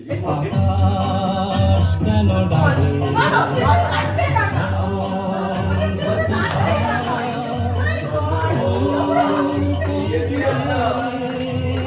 Oh,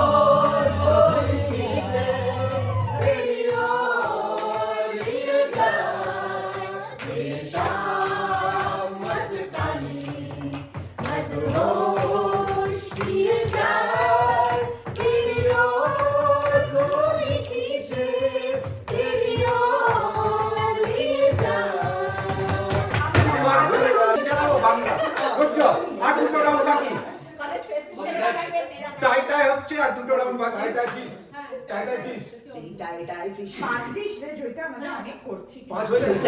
হ্যাঁ পারফরমেন্স একদম হ্যাঁ পার্টিসিপেশন হিন্দিটা চালাচ্ছি, আমার মনে হয় বাংলাটা আরো সোজা, এটা যাই হোক anyway। ইস, আমাদের तू सजना ও না যেও না, না যেও না।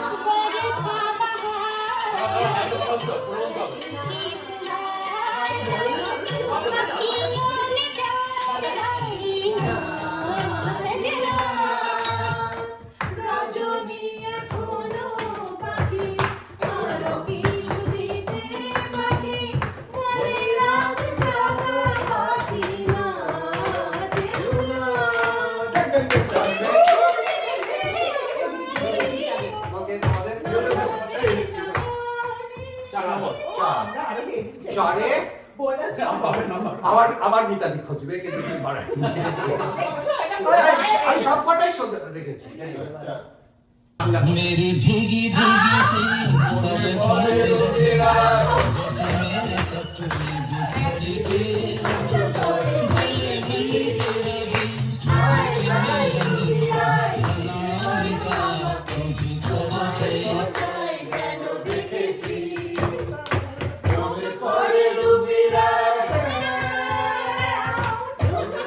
বাংলা চালাবো হিন্দি? দুই দুই। বাংলা চালাবে, হিন্দি গাইতে হবে। ওকে, ফাইনাল রাউন্ড। জিততেই হবে। জিততেই হবে এটা শুভ্র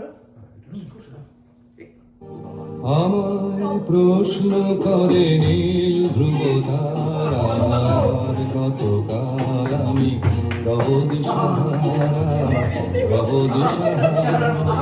জবাব কিছুই তার দিতে পারি নাই, শুধু পথ খুঁজে খুঁজে দেয় যে জীবন যে জীবন कभी दूर जब दिन ढल जाए, साँझ की दुल्हन बदन चुराए, चुपके से आए।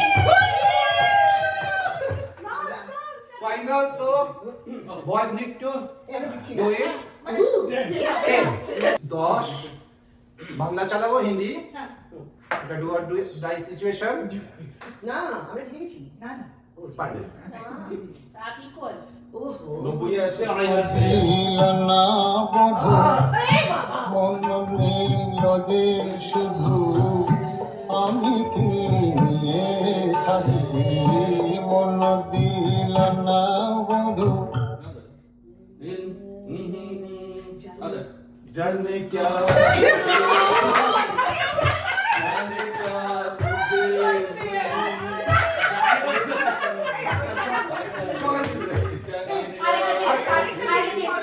আমি বলে ফেলেছি। ওকে, সো ইটস আ ড্র। बातें कुछ बंदी गई। ধন্যবাদ আমাদের সাথে এই সময়টা কাটানোর জন্য। ধন্যবাদ সমস্ত প্যানেলিস্টদের জন্য, তারা নিজেদের ভীষণ মূল্যবান সময় ব্যয় করে আমাদের সাথে একদিন নয় দুই দিন এই প্রোডাকশনে হেল্প করেছেন। থ্যাংক ইউ শুভ্রদা গেমটার জন্য, Debasmita di thank you camera, production, direction এবং অফকোর্স পোস্ট প্রোডাকশন সব করার জন্য। Jayita thank you very much for all the logistics scoring, এবং সবচেয়ে ইম্পর্টেন্ট থ্যাংক ইউ আমাদের অডিয়েন্সদের জন্য। ভালো করে দেখবেন, ফিডব্যাক দেবেন, সঙ্গে থাকবেন। ধন্যবাদ।